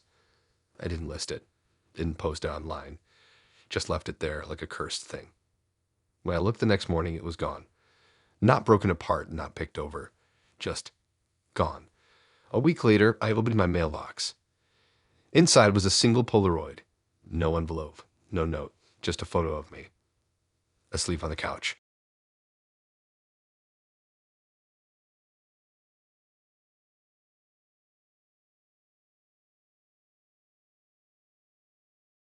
It started with one of those weird Craigslist ads that you only click on because it feels like a dare. The title just said, "Strange Antiques. Cash only, serious inquiries only." There were no photos, no details, just that one sentence and location pin about 40 minutes outside of town. It wasn't even a full address, just coordinates and a short message. Come after dark, knock twice. Don't bring anyone. I don't know why I went. Boredom, I guess. Curiosity mixed with stupidity. I've been scrolling through the site every night for weeks, hoping to find something odd, something worth a trip. I was into weird collectibles, taxidermy, old dolls, expired medicine tins, broken clocks with unsettling tick patterns. You know, stuff that probably came with a bad history. So I went. The drive was quiet, mostly back roads, barely lit. I passed through one town, then a stretch of forest that seemed to go on forever. My GPS led me to a dirt path that looked like it hadn't been driven on in years. Trees leaned over it like they were trying to hide what was at the end. When I pulled up, the house looked abandoned. 2 stories, wood warped from age, windows blacked out, but the porch light was on. Just one dim bulb glowing yellow, barely cutting through the dark. I knocked twice like the ad said. There was no response for a while. I was about to leave when the door opened. The man who answered looked older, but not weak. Tall, thin, clean-shaven, dressed in a black turtleneck like someone who wanted to look like an art dealer but couldn't quite pull it off. He didn't say hello, just stepped aside and waved me in. The smell hit me first. It wasn't rotting or anything like that. More like dust, incense, and something sour like wet cardboard left in a hot attic. The entryway was narrow, lit only by a single lamp sitting on the floor with no shade. The wallpaper peeled in long curls, revealing layers of older paper beneath. Then I walked into the main room. That's when I saw the walls. Every inch was covered in masks. Not the paper party kind. These were hand-carved, aged, cracked. Some wooden, some ceramic, some leather. Some shaped like human faces, others twisted into animal forms. A few didn't look like anything I could even name, just disturbing, stretched-out expressions frozen in silent screams or vacant smiles. Hundreds of them, all staring out into the room. Some hanging high near the ceiling, some low to the floor. One mask had nails driven through the mouth. Another had a jaw that looked like it was made from actual bone. I told the guy I just came to browse. He nodded and said I could look around, but before I left I'd need to try one on. That's how he said it. Not if I wanted to. Not what I like to. Just, you must try one on before leaving. I tried to play it off. Said sure, whatever. Figured it was just some weird personal rule. Maybe the guy thought it was part of the shopping vibe or something. I started browsing the shelves. There were other things: boxes of melted candles, small jars filled with what looked like teeth, dolls with their faces erased, handwritten journals in languages I couldn't place. But I kept glancing back at the masks. They looked too real, like they'd absorbed something over time. I asked the guy where they were from. He said different places, different people. Then he said some of them still hold on. I didn't ask what he meant. Eventually, I picked a mask near the back of the room. It was plain, just smooth white wood with two wide eye holes and a slightly upturned mouth, almost harmless compared to the others. I held it in my hands. The inside was lined with worn leather straps, soft with age. It felt weirdly warm, like it had been worn recently, too recently. I raised it to my face. Then the guy stepped closer and said, "No mirrors." There weren't any in the house. None that I saw anyway. I hadn't even noticed that until he said it. I put the mask on. For a second, nothing happened. Just the feeling of worn leather on skin and that weird closeness, like the mask was hugging my face. Then I heard something. Not in the room. Inside the mask. Like breathing. Not mine. Short, shallow breaths like someone panicking.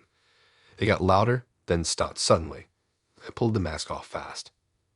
It was ice cold, freezing in my hands like it had been pulled from a snowbank. I stared at the guy. He just nodded and said, "It likes you." I dropped the mask back on the table. Told him I wasn't buying anything.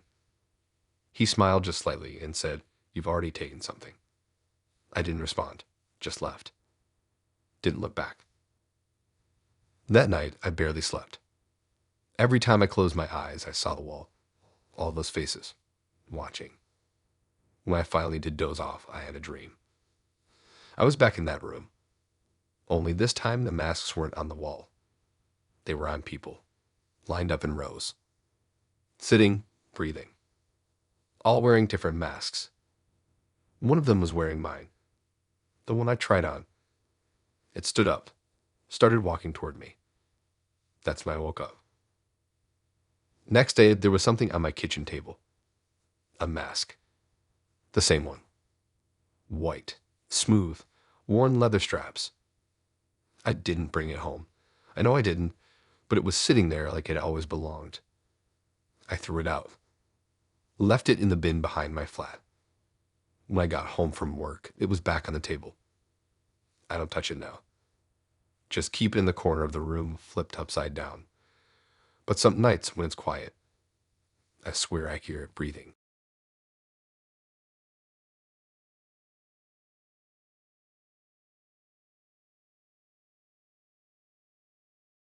I found the ad late at night while lying in bed with my guitar across my lap.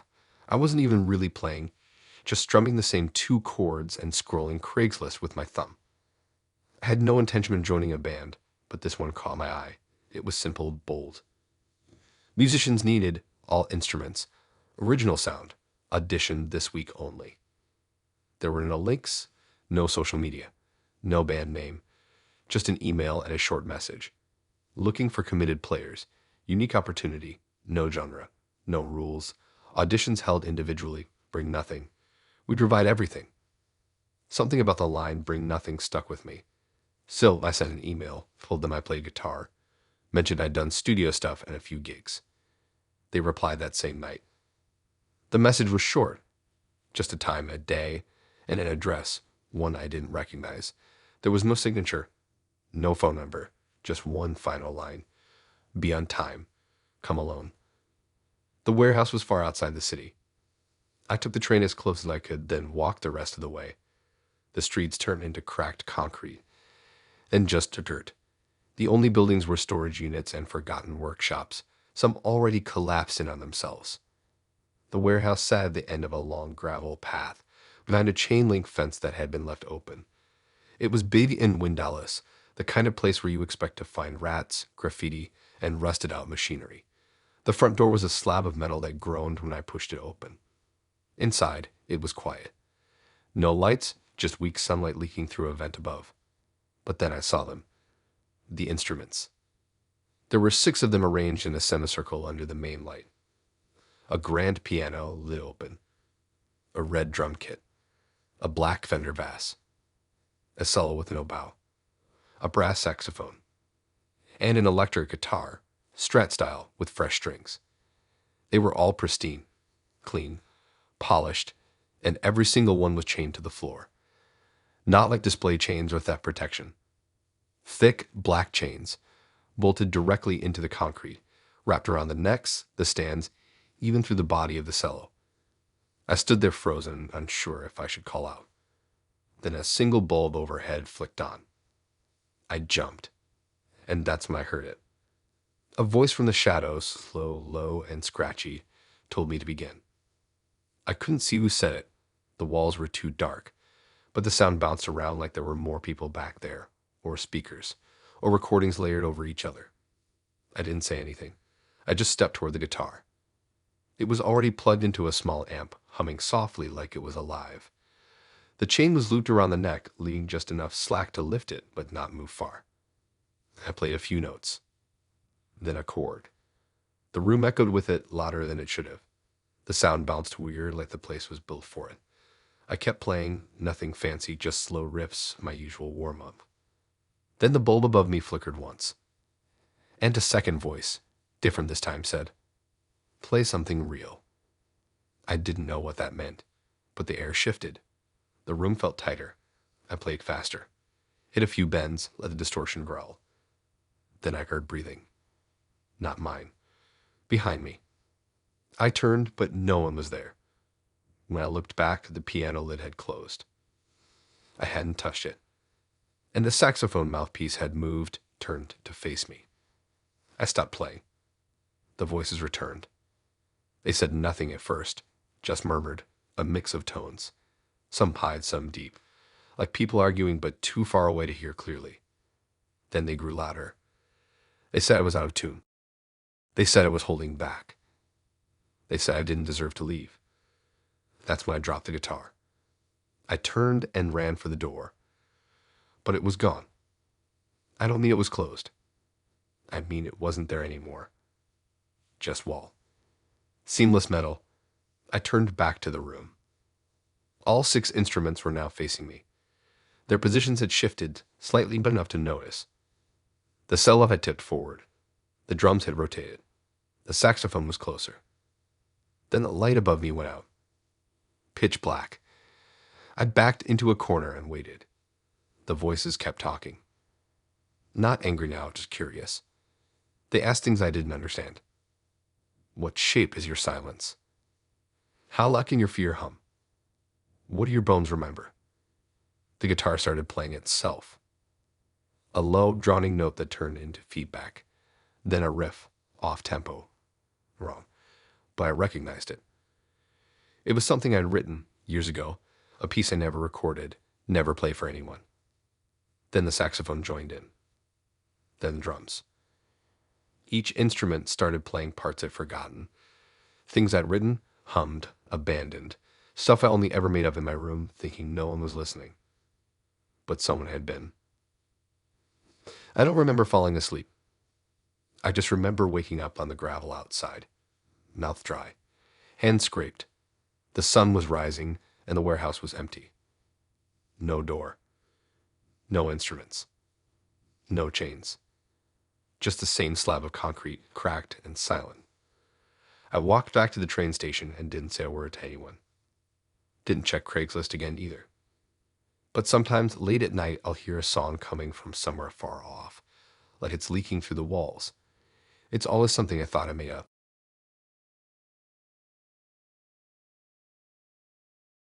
I was just trying to get a terrarium. That's it. I'd picked up a little corn snake at a reptile show the weekend before, and I needed something better than the cracked fish tank I had it in.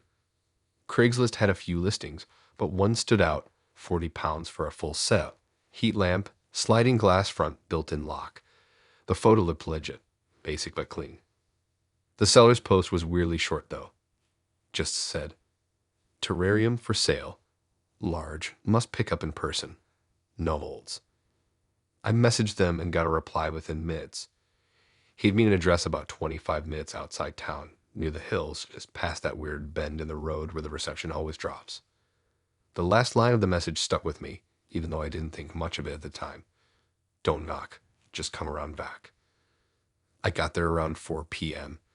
The house was worn out, sun-bleached siding, 2 broken steps leading to the front door. Nothing about it screamed normal.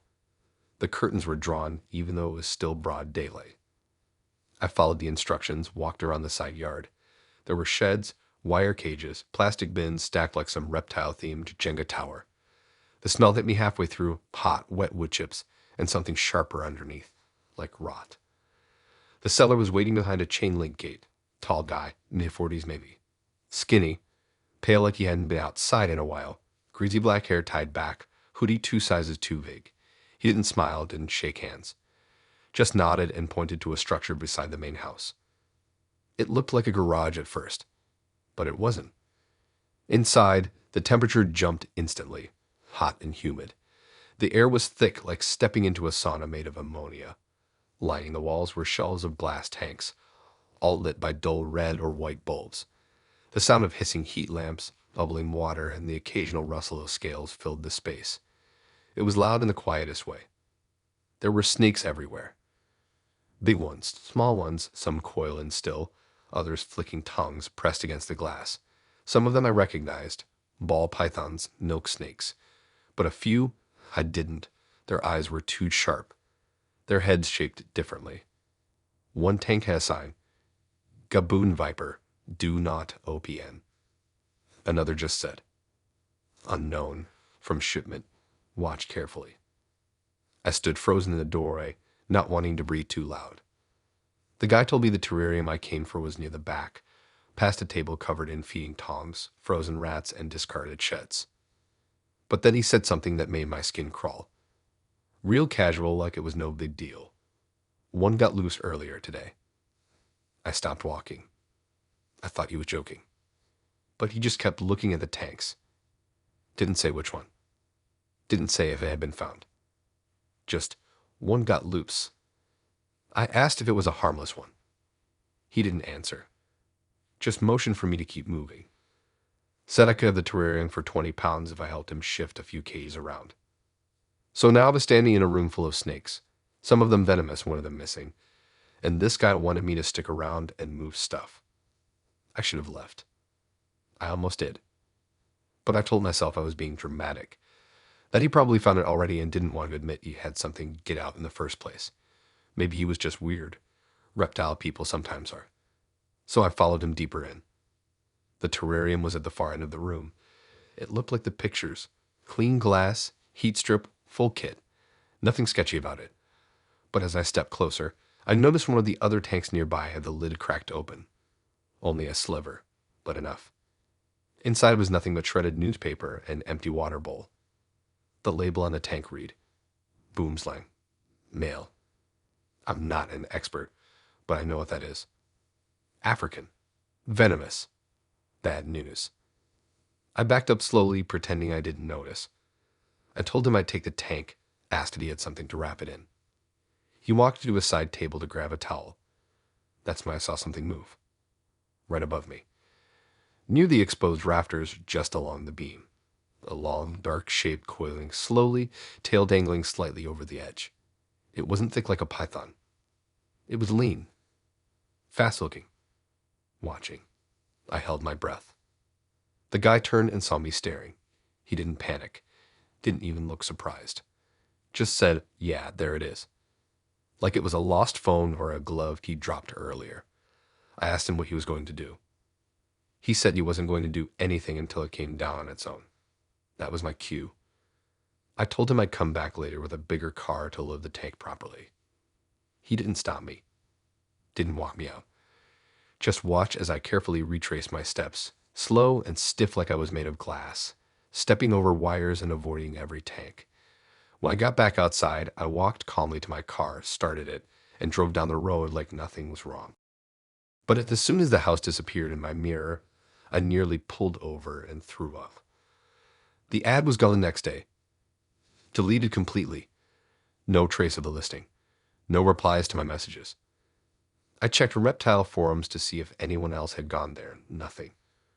But a week later, I saw a post on a snake enthusiast subreddit titled, "Anyone know this guy?"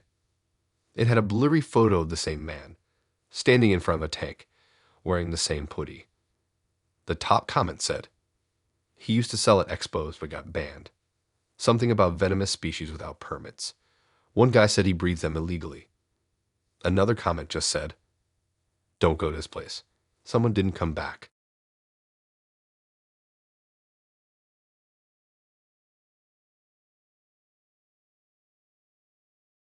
So I lost my wallet last week.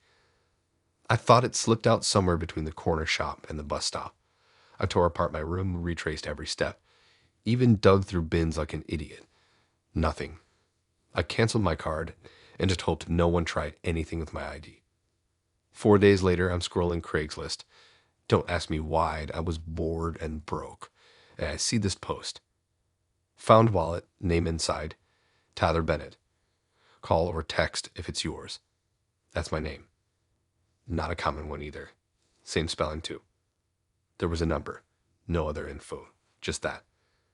I stared at it for like 2 minutes straight, trying to figure out if it was a scam. I mean, I hadn't put up any lost wallet posts or anything. But whatever. I figured maybe someone actually found it and was being chill about it. So I texted them. They replied instantly. Told me to come by a flat in Holloway.